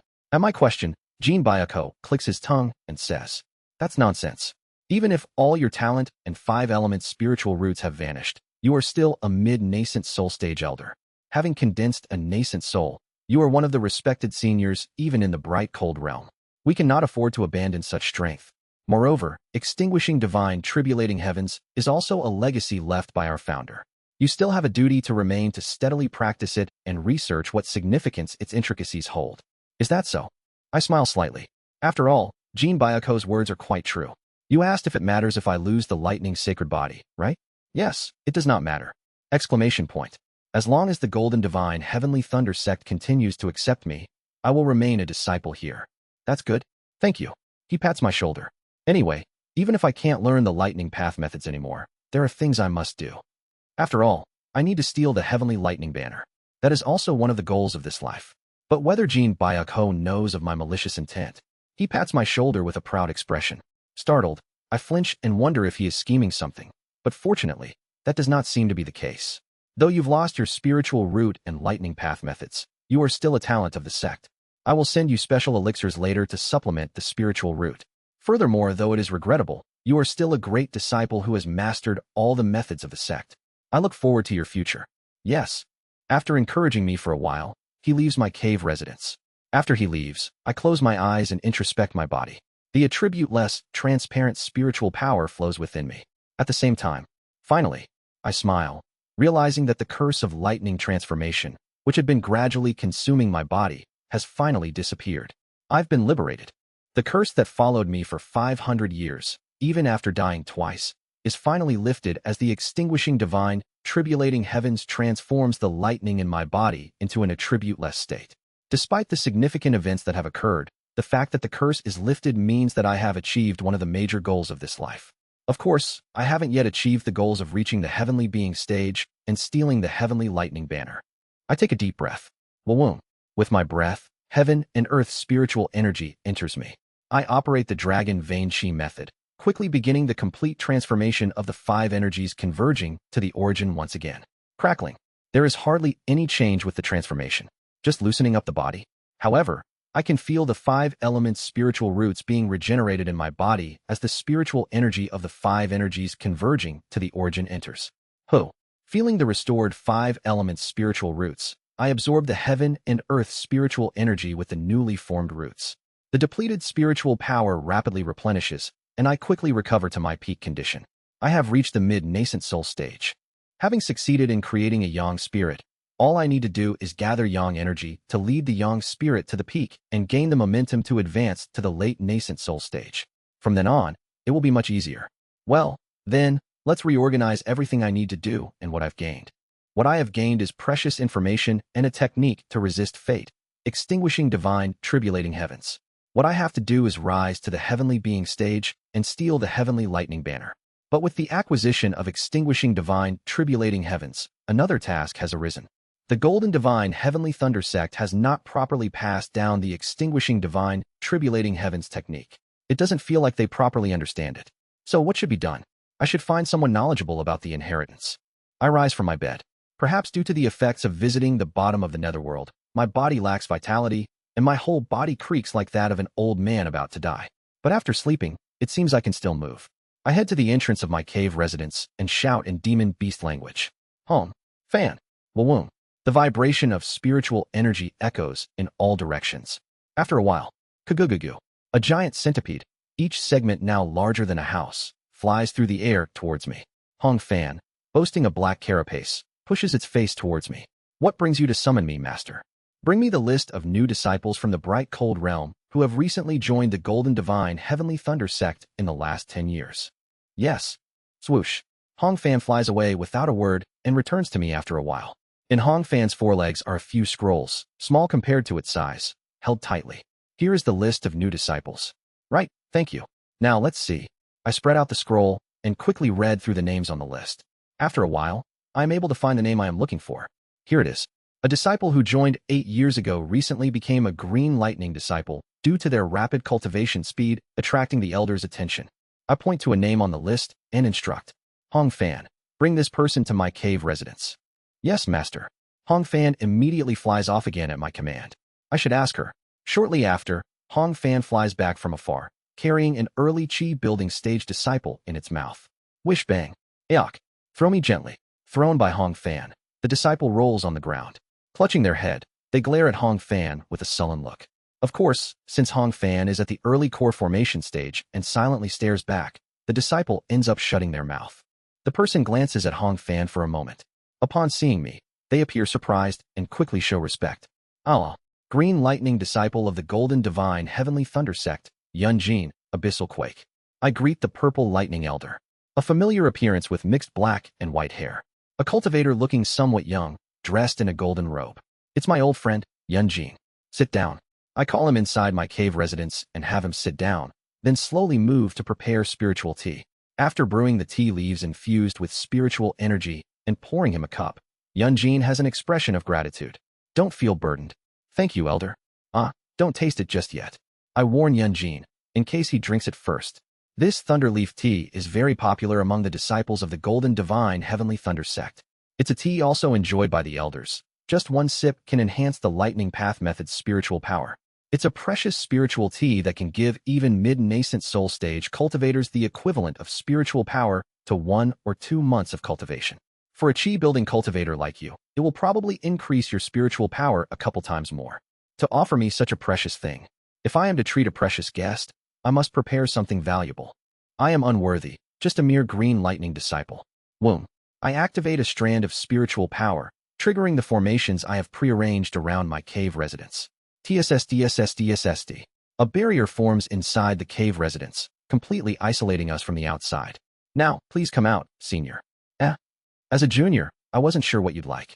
Hence, I prepared a modest thunderleaf tea, hoping it suits your taste. Yunjin, seeing me suddenly using honorifics, wears a puzzled expression. However, his every intent is transparent to me. The overwhelming majority of "how could this be?" dominates his mind. And then, whoom, something seems to rise from within Yunjin and his hair changes. Creak, creak. Yunjin, who is a boy. His yin and yang reverses, and Yunjin transforms into a girl, giving off a completely different aura than just moments ago. Yunjin crosses her arms and looks at me. No, it's not Yunjin. She scrutinizes me. How did you know? I am now facing Yunjin's ancestor. Yunwei. A junior should have some skills, shouldn't they? Chapter 236. What is a human for? For a moment, our gazes clash. The next moment, Zotsap. It seems as if lightning sparks in the air, and our consciousness clashes between us. Suddenly attacking a junior with your consciousness. That's frightening. A youngster daring to directly block a consciousness attack of a peak 4-axis stage, and still pretending to be so delicate. I resist the sudden consciousness attack from Yunwei with a faint smile. To put it coldly, her being only left with her consciousness means she is something I can now easily suppress at my level. Thanks to extinguishing divine, tribulating heavens, the attributes of the Lightning Path method have all disappeared. However, it only became a tribute less, and the other powers are unaffected. She seems to have noticed this through the surprise attack just now and does not act recklessly anymore, sitting down demurely and sipping her tea. So, why and how did such a fragile junior like you find and summon me, a traitor of the sect, without even informing your supreme sect master Jean Bayako? Until now, I haven't properly conversed with her or asked her anything due to focusing on finding a way to lift the curse of lightning transformation and observing John Myung-hoon. But now that the primary task has been resolved, I feel at liberty to ask. I have some questions and sought to inquire. Rest assured, I shall keep absolute silence to the supreme sect master. Can you guarantee the safety of Yunjin and myself? Indeed, I swear upon my nascent soul that I will keep your identities secret. Yunwei seems slightly skeptical at my earnest response, but she has no choice in her current situation. I slowly start asking my questions. Firstly, I heard that while you held the position of a sect leader of the Golden Divine Heavenly Thunder sect, you never rose above that rank. However, you were said to have had deep connections with those who had. Might you know anything about the extinguishing divine, tribulating heavens technique? Her reaction comes immediately. What? Yunwei's pupils constrict. What are you talking about? Why are you asking about that ridiculous legend? She knows. With a triumphant smile, I continue. You are aware, then, to share my achievements with you, senior. I have successfully acquired the extinguishing divine, tribulating heavens technique. As a result, I release colorless spiritual power while speaking. Like this, I have lost all the powers of the Lightning Path method. Exclamation point. Yunwei's pupils shake wildly. You've actually mastered it? Yes. What I am curious about is whether in your generation, there were legends regarding or a proper transmission of the extinguishing divine, tribulating heavens technique. How was it passed down 40,000 years ago? For a moment, she looks at me dumbfounded. Her intent seems to be filled with the question, could it really be possible? To think mastering it was possible. Well, assuming it is. She seems flustered and unable to continue for a moment. After regaining her composure, she nods. Well, fine. In my generation, there was indeed an inheritance regarding the extinguishing divine, tribulating heavens technique. There were also internal regulations regarding it within the sect. Please, enlighten this junior about the inheritance and internal regulations. Yunwei looks at me with an incomprehensible gaze for a moment and then begin to explain. Extinguishing divine, tribulating heavens is fundamentally a technique that defies the heavens. In other words, it's a miraculous ability that threatens the heavens. So that's why it's called tribulating heaven. According to what was passed down, extinguishing divine tribulating heavens is said to possess the power to overcome crises when the sect is in dire straits. I don't know the details, but the method to fully master extinguishing divine tribulating heavens is quite unique and still vivid in my memory. How does one fully master it? The words that follow give me a feeling of great irony. In the Golden Divine Heavenly Thunder sect, there's something called the Ancestral Command. To put it frankly, the sect master executes the orders on behalf of the founding ancestor through the Ancestral Command. Anything ordained by the Ancestral Command must be absolutely obeyed, and the Ancestral Command itself is transmitted as something very sacred and is thus rarely used. It's mainly used when the sect is in a state of emergency or when expelling a traitor who has committed a capital crime against the sect. A bitter smile forms on Yunwei's lips. I was expelled through the Ancestral Command. A disciple expelled through the Ancestral Command cannot be reinstated, and this is absolute. From what I know, achieving greatness in extinguishing divine, tribulating heavens requires being expelled by such an ancestral command. Being expelled by the ancestral command as a disciple of the Golden Divine Heavenly Thunder sect completes a certain ritual of the extinguishing divine, tribulating heavens, allowing one who has mastered it to use its powers freely. I see. Listening to her explanation and recalling the truth Yang Sujin had told me, I can uncover the bitter truth about the Golden Divine Heavenly Thunder sect. From the beginning, the Golden Divine Heavenly Thunder sect was nothing but a long-term plan for Yang Sujin. First, master the Red Lightning Heavenly Tribulation method. Then, nullify one's own power through the Extinguishing Divine Tribulating Heavens technique. Create a sect, become the founder, and finally expel oneself, thereby nullifying one's fate and obtaining the Golden Divine Heavenly Thunder decree to acquire a different fate. A sect that exists solely for the secret art of a single ender. That is the Golden Divine Heavenly Thunder sect. That's roughly the information I received about extinguishing divine, tribulating heavens. In addition, there are 4 internal rules regarding the technique within the sect. The internal regulations regarding extinguishing divine, tribulating heavens she mentions are as follows. First, one who has mastered extinguishing divine, tribulating heavens must never disclose the technique to the Heavenly Lightning Banner. Second, one must not hold the Heavenly Lightning Banner when using extinguishing divine, tribulating heavens. Third, be cautious about openly using extinguishing divine, tribulating heavens in front of high-ranking entities, as it may provoke their wrath. Fourth, extinguishing divine, tribulating heavens is not an auspicious ritual, but one that invites calamity, so be mindful. These are the internal rules regarding extinguishing divine, tribulating heavens as transmitted within the Golden Divine Heavenly Thunder sect. The matter regarding the Heavenly Lightning Banner I can understand. If the owner of Heavenly Punishment learns about the extinguishing divine, tribulating heavens technique through the Heavenly Lightning Banner, it could be troublesome. The third rule makes sense as well. From Yang Sujin's perspective, high-ranking entities would mean those at the true immortal level and above. Using such a technique in front of a true immortal could indeed provoke them. However, the last rule, the idea that extinguishing divine, tribulating heavens invites calamity, is confusing. What does it mean by a ritual that invites calamity? Is it meant to be taken literally? I ponder over the extinguishing divine, tribulating heavens technique.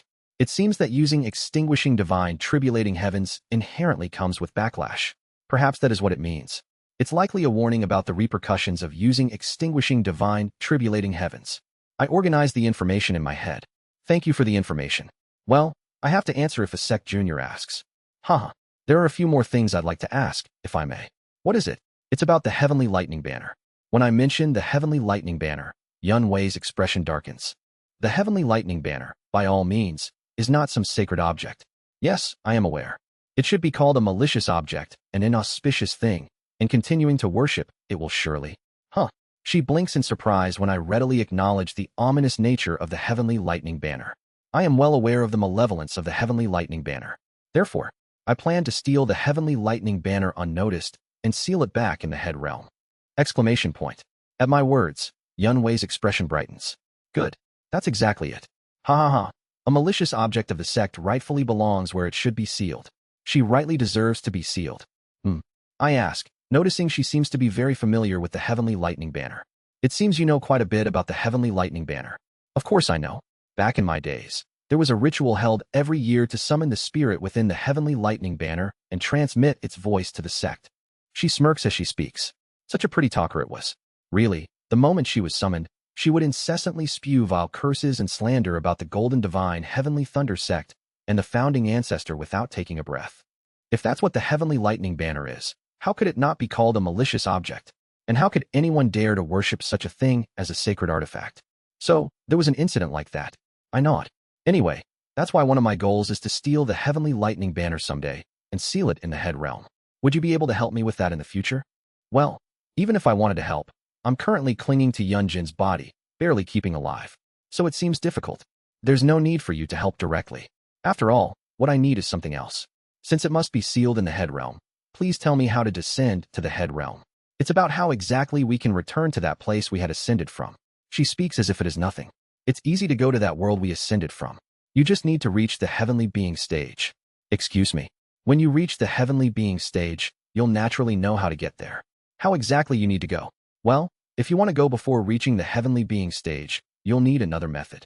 If there's a being in the head realm acting the same way as you, or a being with the same will as you trying the same thing, the homogeneity between you can draw you together. So, if there's an attraction of fate, I can descend to the head realm again. Right? If there's such an attraction of fate, you don't necessarily need to be at the heavenly being stage. Entering any void spirit pond or flying a mortal platform can take you down to the head realm. I'll keep that in mind. I must reach the heavenly being stage as soon as possible. I steel my heart and finally ask what I am most curious about. Could you tell me what happened to the Golden Divine Heavenly Thunder sect 40,000 years ago? No. I'm taken aback by her firm rejection, not expecting such a resolute refusal. However, seeing her intent tumultuously stirring, I nod. This must be a taboo topic for her. Let's slowly find out about that matter. Well, if that's the case, I guess I've learned roughly what I wanted to know for today. Thank you for your cooperation. You really won't hand me and Yunjin over to Jin Byako. Didn't I swear upon my nascent soul? A cultivator swearing upon their nascent soul carries significant enforceability, a method sometimes used when cultivators make promises to each other. I've seen too many extraordinary fellows breaking their oaths sworn upon their nascent souls in my lifetime. How could I, a junior, break a promise made to my senior? Kiki, strictly speaking, I'm not your senior. I'm a disciple who was abolished by the ancestral command. Honestly, even if you capture me and hand me over to Jin Byako right now, it wouldn't be a problem according the internal rules. I see. However, I shake my head. But then, wouldn't Yunjin, your descendant, be unfairly implicated by association? It's not just for you, senior, but also for the sake of the new disciple, Yunjin. Thanks. Yunwei bows her head to me in gratitude. After that, she seems to think our conversation is over and disappears into Yunjin's consciousness. A little while later, Yunjin comes to his senses and regains control of his body. Elder, did you have a conversation with my ancestor? Yes. Don't worry about being discovered by Supreme Sect Master Jin Byako. I'll ensure your safety. Thank you, Elder.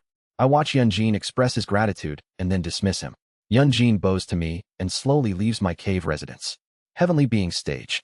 I must reach the Heavenly Being Stage. If I reach the Heavenly Being Stage, even if Jin Byako holds the Heavenly Lightning Banner, I might stand a chance. Then, I can confidently descend to the head realm with the Heavenly Lightning Banner and seal it. The condition for fully mastering the extinguishing divine tribulating heavens is being expelled by the sect. My gaze inadvertently shifts to the skull containing the 6 extremes in Thunder Spirit given to me by Hyo Guak. Black Ghost Valley. Chapter 237. What is a human? 5. Jean Myung-hoon opens his eyes and looks up at the sky. Things that he couldn't see before are now visible to him. The rough outline of his lifespan, some new kind of energy. That's celestial energy. Jin Jinshan had said that as he continues to cultivate, this celestial energy and fate will become even clearer to him.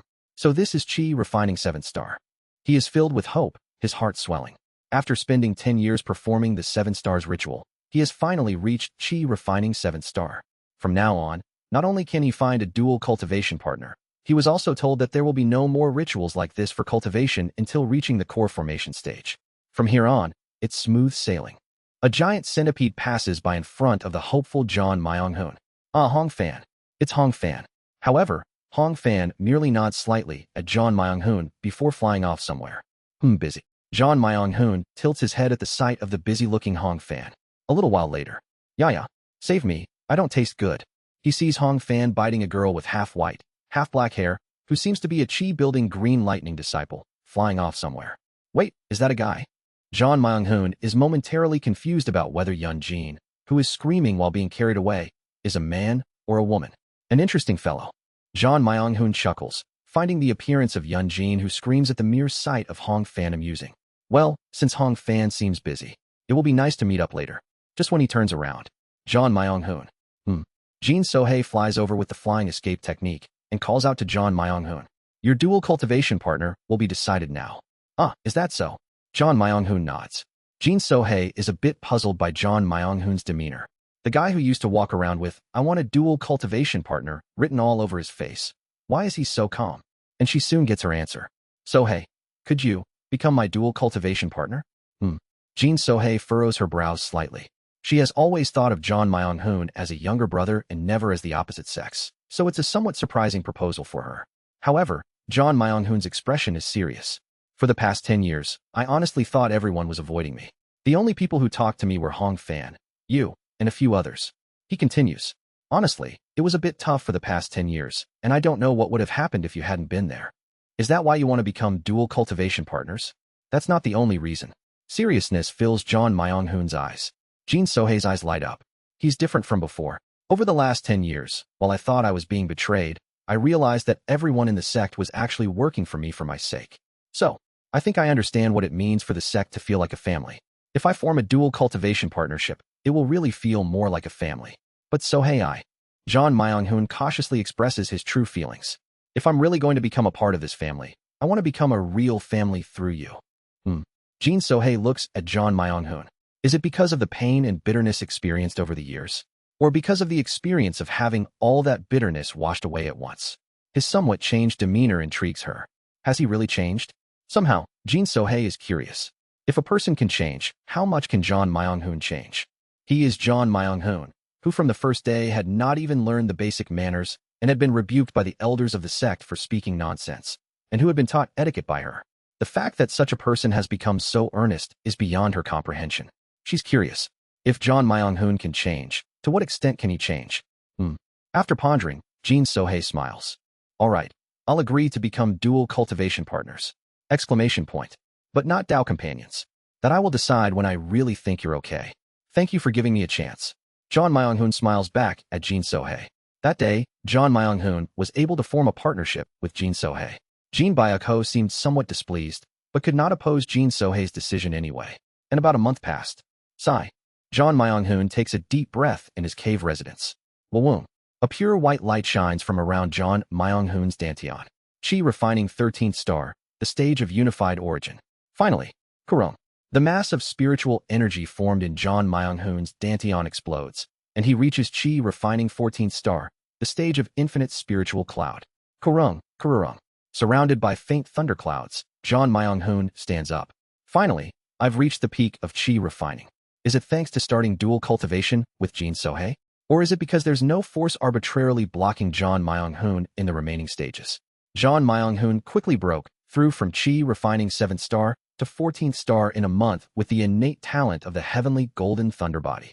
Compared to 10 years ago, when he was fumbling around not even knowing the terminology of cultivation, it is a tremendous progress. John Myung-hoon, have you finally reached it? Outside John Myung-hoon's cave residence, Jin Sohei walks in and asks. John Myung-hoon nods and smiles.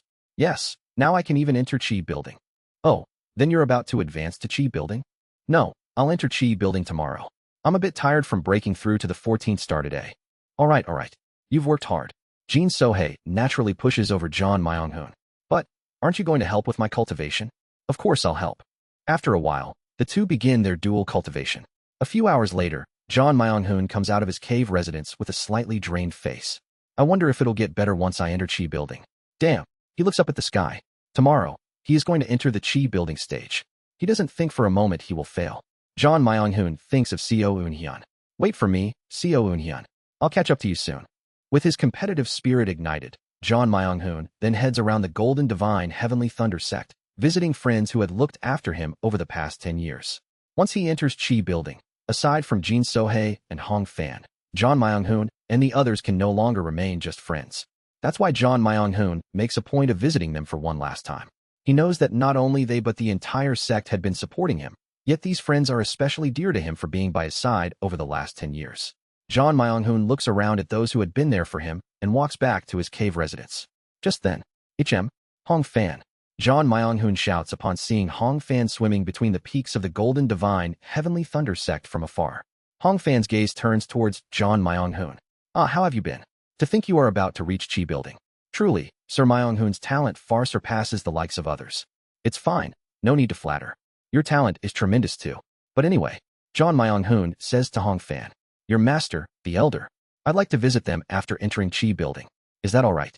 Are you planning to enter Chi building tomorrow? That's the plan. Then you might have to wait a bit.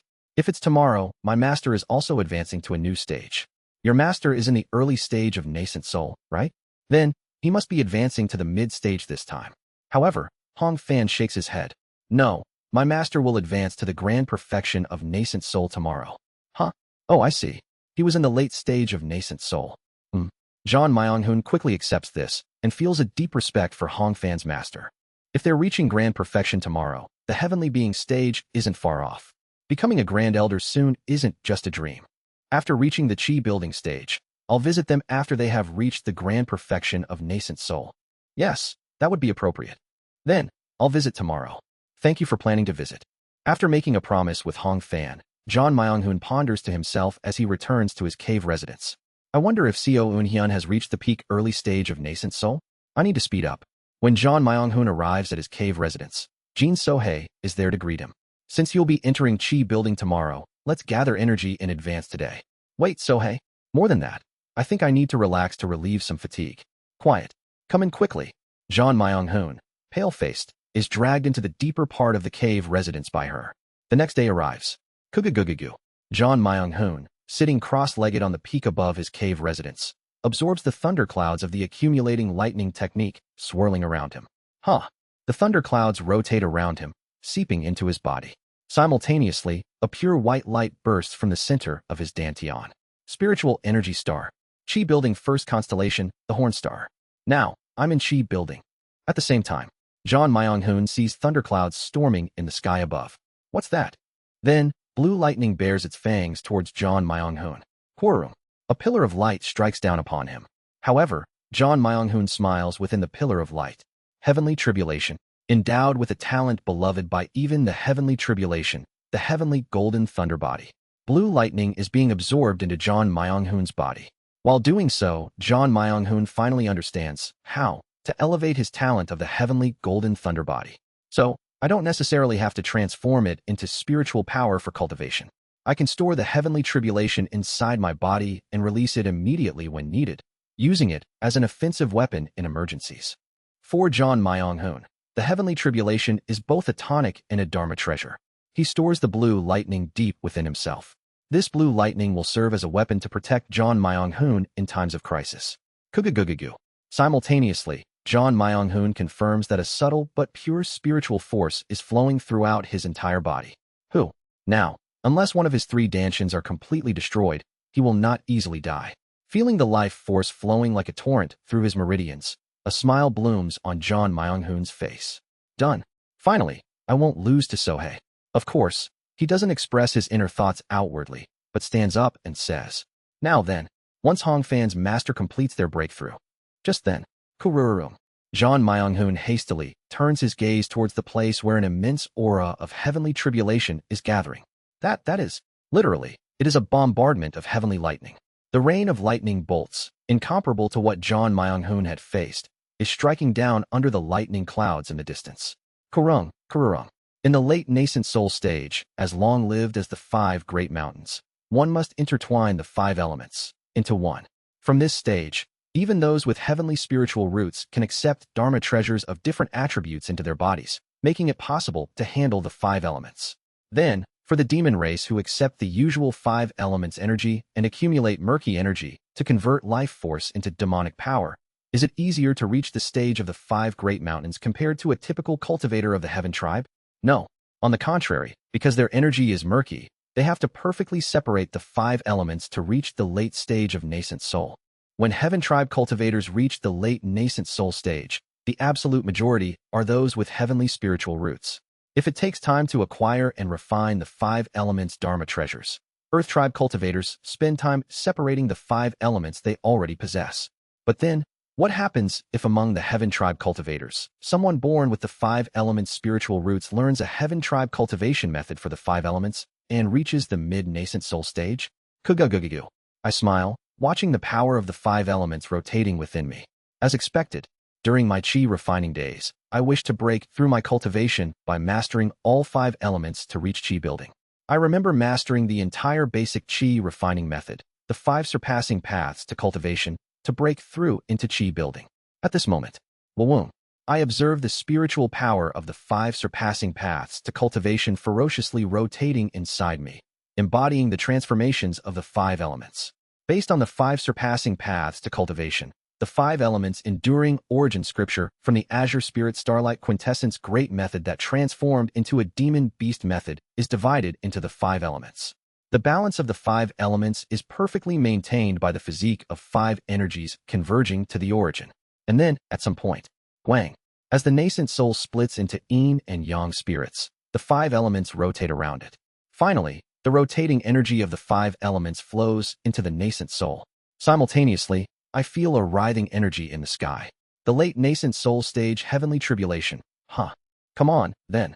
I'm no longer afraid of the likes of you. When transitioning from the core formation to the nascent soul stage, 1 bolt of golden heavenly lightning strikes. From early to mid nascent soul, 2 bolts of golden heavenly lightning strike. And from mid to late nascent soul, 3 bolts of golden heavenly lightning strike.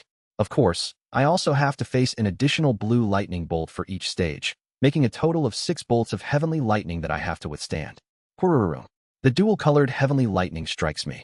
But for me, who is breaking through realms simultaneously using both heaven and earth tribe methods, this level of heavenly tribulation is entirely bearable.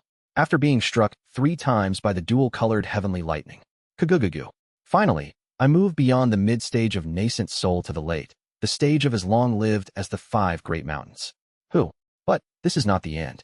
To reach grand perfection, I close my eyes, lifting my nascent soul to the upper dantian, and expel it through the Bai point on my head.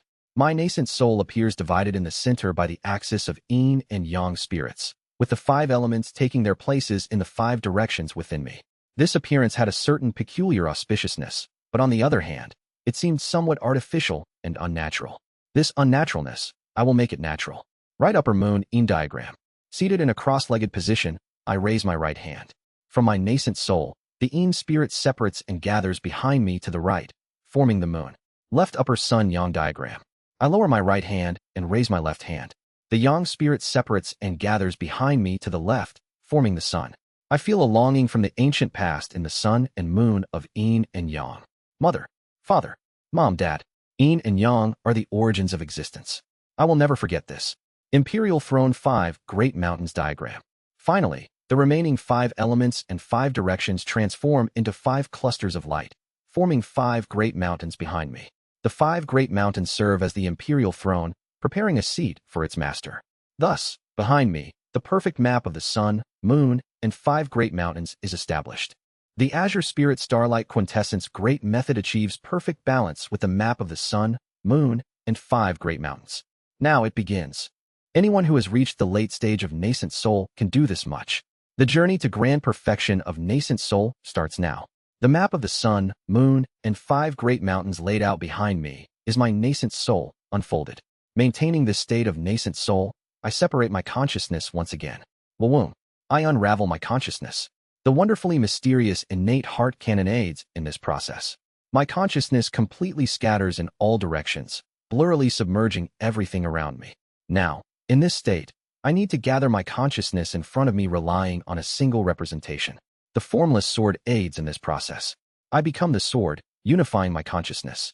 As my momentarily dazed consciousness recovers, I find myself facing me and the map of the sun, moon, and 5 great mountains. I am the sword, but at the same time, I am Seo Unhyun. Step. With 1 step, I gradually transform from the sword into a human form. Step. With 2 steps, I almost fully return to human form alongside the landscape where yin and yang merge. Step. With 3 steps, I witness the whirlwind of countless laws and the flow of the world, seeing a faint glow circling my now human-formed body. Step. With 4 steps, I see 28 stars swirling around me. Step. With 5 steps, the stars gather to reveal a magnificent scene resembling the marketplace of the commoners, the palace of the officials, and the court of the king. Soon, the stars reveal a complete heavenly city diagram, painting an infinite universe.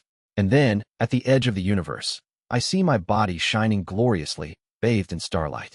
In the distance, I see my flesh and the map of the sun, moon, and 5 great mountains behind it. All I have to do is sit on the imperial throne of the map of the sun, moon, and 5 great mountains. Step, step, step, step by step, I continue walking towards the throne. No matter how much I walk, the throne does not seem to get any closer. I walk frantically, endlessly, but the throne does not get any closer. However, the stars passing by behind me indicate I am moving forward. Gradually, the stars begin to pass faster and faster. And at some point, TSTS, the stars become memories. Just like the first time I reached the nascent soul stage, I traverse the sea of memories, revisiting my life in reverse. The more I delve into the memories, the closer the map of the sun, moon, and 5 great mountains begins to appear. 2,500 years worth of memories pass by me.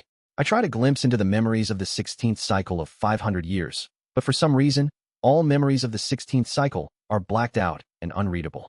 Someday, I will reclaim those memories. Then, I arrive at a familiar scene. The scene of my parents giving birth to me. It's the same as before. However, I see something different this time. The figures of my parents gradually grow larger. Eventually, their figures become so immense that they transform into one concept. Heaven and earth. So that's it. I couldn't understand why Qi and life took the form of Taiji. But now I finally realize. I wasn't simply born from my parents. My parents are said to be the concept of heaven and earth. The stone monkey living on Mount Huagua, who had no birth parents, called heaven and earth its parents.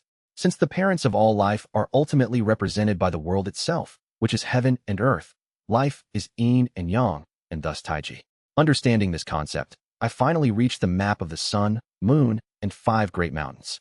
The map of the sun, moon, and 5 great mountains isn't complete in itself. It only becomes complete when its master sits on the throne. The map of the sun, moon, and 5 great mountains is the nascent soul itself. Then, who is the master of the nascent soul? Who is the me present at this very moment? As I take my place on that seat, I realize. I am life. The life of Seo Un-hyun itself, materialized as a spirit. As I sit on the throne, the map of the sun, moon, and 5 great mountains is completed. The unfolded nascent soul returns to its original form, thus becoming complete. Wawum. The nascent soul returned to its original place through the Baihui point. Simultaneously, the sky erupts with heavenly tribulation. Kururum. This time, I have to face a total of 8 strikes of dual-colored heavenly lightning. Quam. I open my eyes to the first dual-colored lightning bolt. Quam. I stand up at the second dual-colored heavenly lightning. Quam. I look up at the sky at the third dual-colored heavenly lightning. The heavenly lightning cannot harm me, because I have completed the true nascent soul spirit. The final heavenly tribulation. Flash. I raise my hand. From the completed nascent soul, a tremendous force erupts from my hand, pushing up against the heavenly tribulation. Zhong. It isn't the formless sword. It is simply pure force itself. The force emanating from my hand splits the heavenly tribulation and shoots into the sky, piercing a palm-shaped hole in the lightning cloud that was bringing down the heavenly tribulation, tearing apart the heavens. Kagugugu. Finally, after 2,500 years, I have finally come close to reaching the heavenly being stage. Chapter 238, What is a Human 6? After ascending to the grand perfection nascent soul stage, I sit down to stabilize my realm and contemplate the interior of my body. Shortly thereafter, numerous dim lights rapidly pour toward my cave residence from all directions. They are the grand elders and elders of the golden divine heavenly thunder sect. At the center of them is Jean Byako. What is this? Surprise is evident in Jean Byako's eyes. I am currently revealing the aura emanating from my realm, making it clear to everyone through this oppressive force what cultivation I have achieved. Upon realizing that I have reached nascent soul grand perfection, the eyes of many grand elders and elders widened in astonishment. Paradoxically, despite everyone's faces being filled with shock, the surroundings are incredibly quiet and calm. But at this moment, I am momentarily dazed by the extremely tumultuous intense. Literally, the intents of the elders, grand elders, and Jean Byako are wildly surging. And finally, one of the grand elders at the heavenly being stage begin to cry out suddenly. Ancestors. Following this grand elder, a majority of the grand elders and elders begin to cry out one after another, their faces filled with emotional fervor. Could it be that emotions are contagious? Even Jean Byako's eyes seem to redden a bit. Yu. Step, step. He does not float in front of me, but lands down. Jean Byako approaches me, grabs my shoulders, and bows his head deeply. You are the future of our sect. It is not tears of sorrow, but tears of overwhelming joy that uncontrollably burst forth. This is happening across the entire leading figures of the golden divine heavenly thunder sect. Everyone listen. Jean Byako shouts loudly. Here, Co Eunhyun has succeeded in mastering all of the more than 10,000 methods of the Golden Divine Heavenly Thunder sect. However, for some reason, he was left unable to use the Lightning Path method. Nonetheless, as you have seen, Co Eunhyun has overcome even that with his prodigious talent and reached the grand perfection nascent soul stage in a short period. Everyone listen. Jean Byako declares firmly. I, Jean Byako, with the authority of the Supreme Sect Master, nominate Elder Co Eunhyun as the next sect leader. Exclamation point. Suddenly, at Jean Byako's words, the Grand Elders also begin to shout one by one. Current sect leader Jean Min also nominates Elder Co Eunhyun. I, Vice Sect Leader Jean Y, also nominate Elder Co Eunhyun. I, Grand Elder Jean Chan, also agree. I, numerous Grand Elders nominate me at the same time, and the Elders also agree. Thus, I am unanimously appointed as the next sect leader. When the current sect leader Jean Min resigns, the next sect leader Jean Chan will take over, and afterward, the sect leader position will be entrusted to Co Eunhyun, the succeeding sect leader. And, from today onwards, to Elder Co Eunhyun, who is now qualified to be the next sect leader. Wawoom. Jean Byako stretches his hand into the air. His hand, performing a 4-axis stage technique, connects through space to somewhere inside the Golden Divine Heavenly Thunder sect, taking out a golden belt. It's a golden belt inscribed with the characters for Golden Lightning. I bestow upon him the surname Jean, symbolizing the qualification of the sect leader. Jean Byako, with a look of pride, hands me the golden belt, saying, "Take it, from now on, you are Jean Eunhyun." Thus, by accepting the belt, I became Jean Eunhyun, the next sect leader of the Golden Divine Heavenly Thunder sect. The birth of Jean Eunhyun, a genius who inherited everything from the Golden Divine Heavenly Thunder sect, soon spreads throughout the entire sect and all of the Sky Islands of Ypsilanti. In elevating stories, elevating minds, Jean Byako decided to hold a celebration 1 month later to confirm Jean Eunhyun's appointment as the next sect leader and send invitations to other human sects across each Sky Island. Many responded to the invitation. Moreover, the invitation even mentioned that grand cultivators at the integration stage would dispatch their avatars to attend. Many are amazed and look up to Jean Eunhyun, except for John Myung-hoon. What's the matter, Sir Myung-hoon? John Myung-hoon remains silent, watching the giant centipede, Hong Fan, who is smoking a long bamboo pipe in front of him. Didn't you say you wanted to meet my master? All right, I did. John Myung-hoon, with a blank expression, looks towards the cave residence behind Hong Fan. It's a cave residence familiar to John Myung-hoon.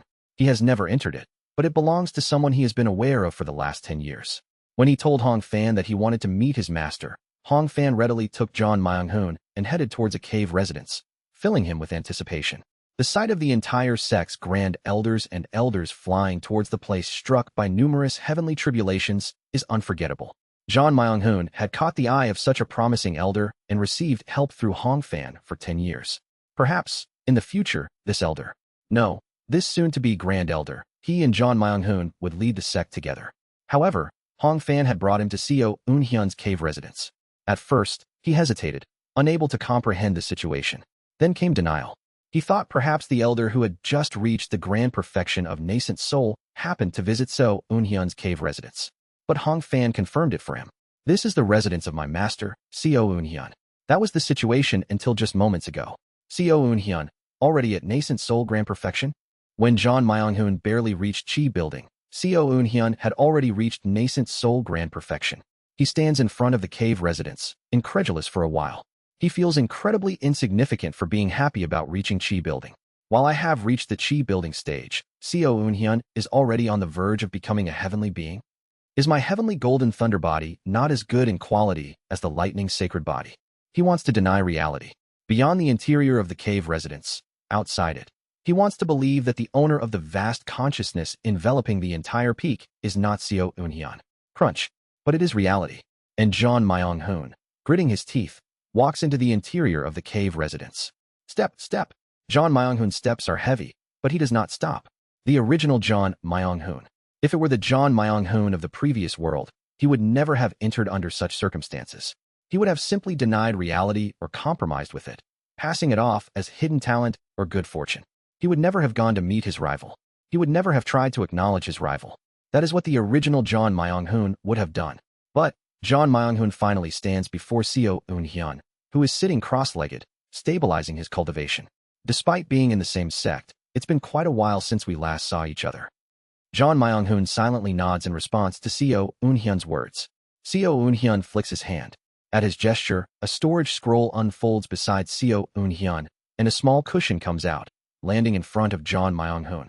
Soon after, teacups and a teapot, among other tea utensils, slides out from the storage scroll. Sit down. John Myung-hoon silently takes a seat. With a flick of Seo Eun-hyun's hand, the teapot moves in midair, tea leaves enter the pot, and droplets condense and start boiling inside it. Shortly after, Seo Eun-hyun pours the tea in front of John Myung-hoon. This is Fate's Palm Tea. Just smelling its aroma can enhance spiritual power. For those below core formation, it triples cultivation speed for 3 days, and for chi building, it increases cultivation speed for a month. It'll be useful for you, who has just entered chi building. John Myung-hoon briefly holds the teacup, closes his eyes tightly, and drinks the tea. Without showing any signs of enjoying its fragrance or flavor, he gulps down the hot tea like a strong liquor and then speaks. Thank you for this precious tea, Elder Seo. And John Myung-hoon's formal speech seems to surprise Seo Eun-hyun, whose eyebrows twitch in response. What are you feeling? John Myung-hoon bites his lip for a moment. Then slowly, yet clearly looking into Seo Eun-hyun's eyes, he speaks. I've decided to acknowledge it. Me? You? No, he says, clenching his fist. The fact that I have been lazy in my cultivation all this time. Surely, we came from the same world, we're colleagues, and are the same humans. But Elder Seo, you are already at that realm, and I, who has been told to possess a mythical talent, am still only at the chi building stage. Once, my dual cultivation partner told me that true cultivators devoted to the Tao do not even sleep or eat, dedicating themselves endlessly to cultivation. At that time, I disagreed, thinking that wasn't a life befitting a human. But John Myung-hoon looks directly into Seo Eun-hyun's eyes. Now, I see that I might have been lazier than you. I am ashamed of myself. From now on, I will dedicate myself endlessly to cultivating to surpass you. Only after I've surpassed your realm, only after I've surpassed your position, will I treat you as an equal again. A glint appears in Seo Eun-hyun's eyes. It's surprising that you could change like this. Thank you for the teachings through Hongfan all this time. I will take my leave now. I'm all right. At Seo Eun-hyun's words, John Myung-hoon stands up, bows to him, and leaves the cave residence without hesitation. John Myung-hoon leaves Seo Eun-hyun's cave residence, steps completely out of the domain of Seo Eun-hyun's consciousness, and finally takes a deep breath. Phew, his back is covered in cold sweat. He has acknowledged Seo Eun-hyun. It is different from 10 years ago. But as much as John Myung-hoon acknowledges Seo Eun-hyun, he recalls the times he had tormented Seo Eun-hyun. Fortunately, it seems like he doesn't care much. Since Seo Eun-hyun barely showed any feelings towards him, John Myung-hoon sighs in relief internally. Honestly, I thought I would get beaten up a few times. John Myung-hoon himself was ready to be hit, as he had boldly shouted at Seo Eun-hyun. However, Seo Eun-hyun kept watching him with a clear gaze throughout, without saying much. If it was the old him, he wouldn't have been able to hold back his laughter. It really seemed like he had no feelings. John Myung-hoon thinks of Seo Eun-hyun's eyes. That guy seems to have changed a lot from before. Like I've changed over 10 years, has he also changed? He smiles wryly, shaking his head after a moment of thought. Forget it, it's time to stop worrying about him. For 10 years, he has always been compared to Seo Eun-hyun. And finally, as Seo Eun-hyun reached the grand perfection stage of the nascent soul, approaching the status of a grand elder, John Myung-hoon has only just reached the position of a mere junior disciple. From now on, I'll stop worrying about Seo Eun-hyun and trust and follow my own path. He decides to surpass Seo Eun-hyun with a pure competitive spirit, without any more feelings of inferiority. With this resolve, he returns to his own cave residence and dedicates himself to cultivation. So, for about a day or two, he remains unwavering in his resolve. Until Jin Byuk-ho announces to the entire sect about the next sect leader Jin Eun-hyun. Damn it, the next sect leader, John Myung-hoon, emerging from his cave residence with a sullen face, turns red with anger. His master, Jin Jinchan, is a promising young 921-year-old grand elder and the next sect leader. And Jin Jinchan has always told him to the point it became a mantra. You must succeed me as the sect leader of the sect. Wake up and get your act together. You may be below Seo Eun-hyun now, but I swear on all the myths and honors of the heavenly golden thunder body, I will make you the sect leader. Even on the day he successfully performed the 7 stars ritual, I believed in you. From now on, your cultivation will improve rapidly, and you will truly be the one to succeed me. John Myung-hoon subconsciously thought that even if Seo Eun-hyun became an elder or even a grand elder, he couldn't become the sect leader. Yang Soo-jin, who possessed the heavenly golden thunder body, is the god of the golden divine heavenly thunder sect, and John Myung-hoon is like the gods incarnate. Naturally, John Myung-hoon firmly believed he would ascend to the highest position in the golden divine heavenly thunder sect. Even though I'm currently below Seo Eun-hyun, the sect leader will be me.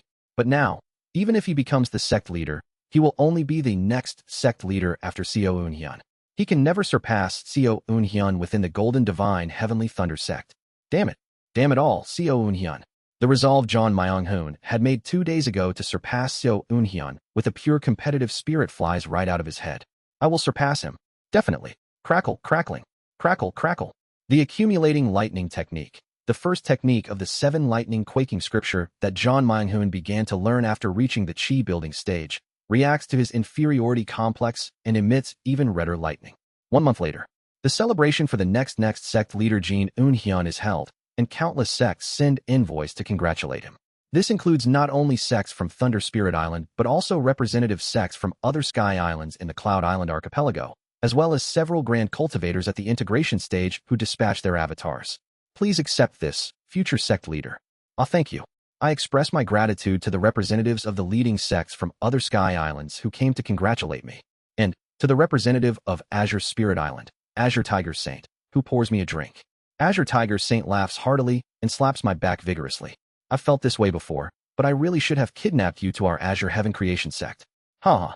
What do you say? Any thoughts on joining our Azure Heaven Creation sect? I regret not being able to join the Azure Heaven Creation sect.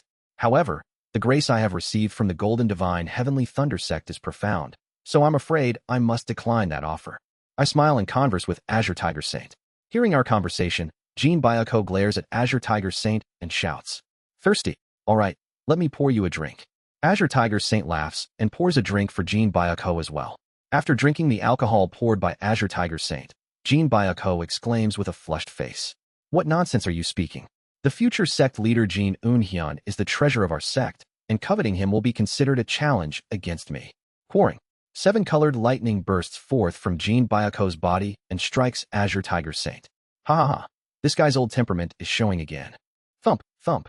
Azure Tiger Saint laughs heartily while hitting Jean Byako's belly a few times, and Jean Byako, clutching his stomach, takes a few steps back before rushing at Azure Tiger Saint and grappling him into the sky. The 2 highest-ranking seniors of their sects, having drunk potent spiritual alcohol, suddenly begin a friendly duel while intoxicated. They're at it again. Haha, my apologies for the unsightly behavior. However, Azure Tiger Saint, Jean Byako, and Whitebone Ghost Devil have been friends since their youth, so they tend to behave like this. The envoy from the Azure Heaven Creation sect apologetically pours me another drink on behalf of Azure Tiger Saint. I see, but do you know why the Black Ghost Valley hasn't come? I asked the envoy from the Azure Heaven Creation sect, puzzled. He shakes his head with a puzzled expression and says, "I'm not sure either. Black Ghost Valley did not send an envoy to my celebration." I've heard that the situation on the Sky Island where Black Ghost Valley is located is a bit unstable. Apparently, Black Ghost Valley, situated in Black Mist Island, is still in the midst of war. Although Black Ghost Valley had successfully ousted the former leading sect, remnants of the old sect are causing trouble everywhere. Hence, Black Ghost Valley is deploying their Nether Crossing ship to quell the disturbances. Rumors have it that Black Ghost Valley is even gathering resources to construct another Nether Crossing ship. Well, they must be busy, I guess. It's regrettable. I had things to discuss with Black Ghost Valley. I nod slightly, feeling a bit disappointed. I wondered if we could enlist their help. I continue conversing with the envoy from the Azure Heaven Creation sect and others, pondering over my thoughts. The envoys sent from countless sky islands represent an opportunity. It's an opportunity to smoothly proceed with the plan to seal the Heavenly Lightning Banner. Among them, it is especially crucial to become acquainted with cultivators from the same head realm. I have no confidence in reaching the Heavenly Being stage before the owner of Heavenly Punishment descends. Therefore, I have no means of descending to the lower realms to seal the Heavenly Lightning Banner in the head realm. But if I can't descend to the head realm as a Heavenly Being myself, someone else can take me there. The most suitable candidates are Heavenly Being cultivators originating from the same head realm. The target I have in mind is, of course, a Heavenly Being stage cultivator from Black Ghost Valley. Had Black Ghost Valley dispatched an envoy, and I met with a Heavenly Being Grand Elder, I planned to secretly ask for their cooperation and, in return, offer to transfer to Black Ghost Valley. But since Black Ghost Valley is absent from this celebration, it can't be helped. It seems I need to look for an alternative, just while I am making acquaintances with the envoys. Hey you, Suddenly, a burst of light flies in from somewhere. The next moment, Quong, a massive explosion shakes the entire Golden Divine Heavenly Thunder Hall where the celebration is being held. Kagugugu. What's going on? Jean Byako, who was dueling with Azure Tiger's Saint in the sky, sobers up and descends. However, his eyes widen upon seeing the instigator of the incident. You are Kagugugu. As the dust cloud settles, I furrow my brows. A woman in black martial attire with a ponytail is extending her fist at me. Tap, tap. I brush off the dust. You are excellent. To block an attack from this Han Wei/dangerous peak. Kagugugu. I immediately assessed the cultivation level of the woman who had suddenly attacked me. Heavenly being mid-stage, is she crazy? Even if I am at the grand perfection nascent soul stage, for someone of mid-heavenly being stage to launch such an attack at a lower realm cultivator it's practically an attack meant to kill. I frown. And why is Jean Byako suddenly so agitated? Upon the appearance of the woman who calls herself Han Wei, Jean Byako bites his lip, unable to stay still. Even Azure Tiger's Saint seems to ponder whether to intervene or not. Is she the daughter of a high-ranking individual? I guess her status. Excuse me, but the Human Race Grand Alliance headquarters did not send anyone, and it's unlikely you are from there. Perhaps, are you the child of some distinguished person? Ha. Quick-witted indeed. Yes, I am born from the lineage of a great human race integration stage grand cultivator. She's the daughter of a grand cultivator. I smile slightly. How come someone of your noble lineage has come to me? Enough. However, she abruptly cuts me off. Her following words leave me astonished. Let's get married.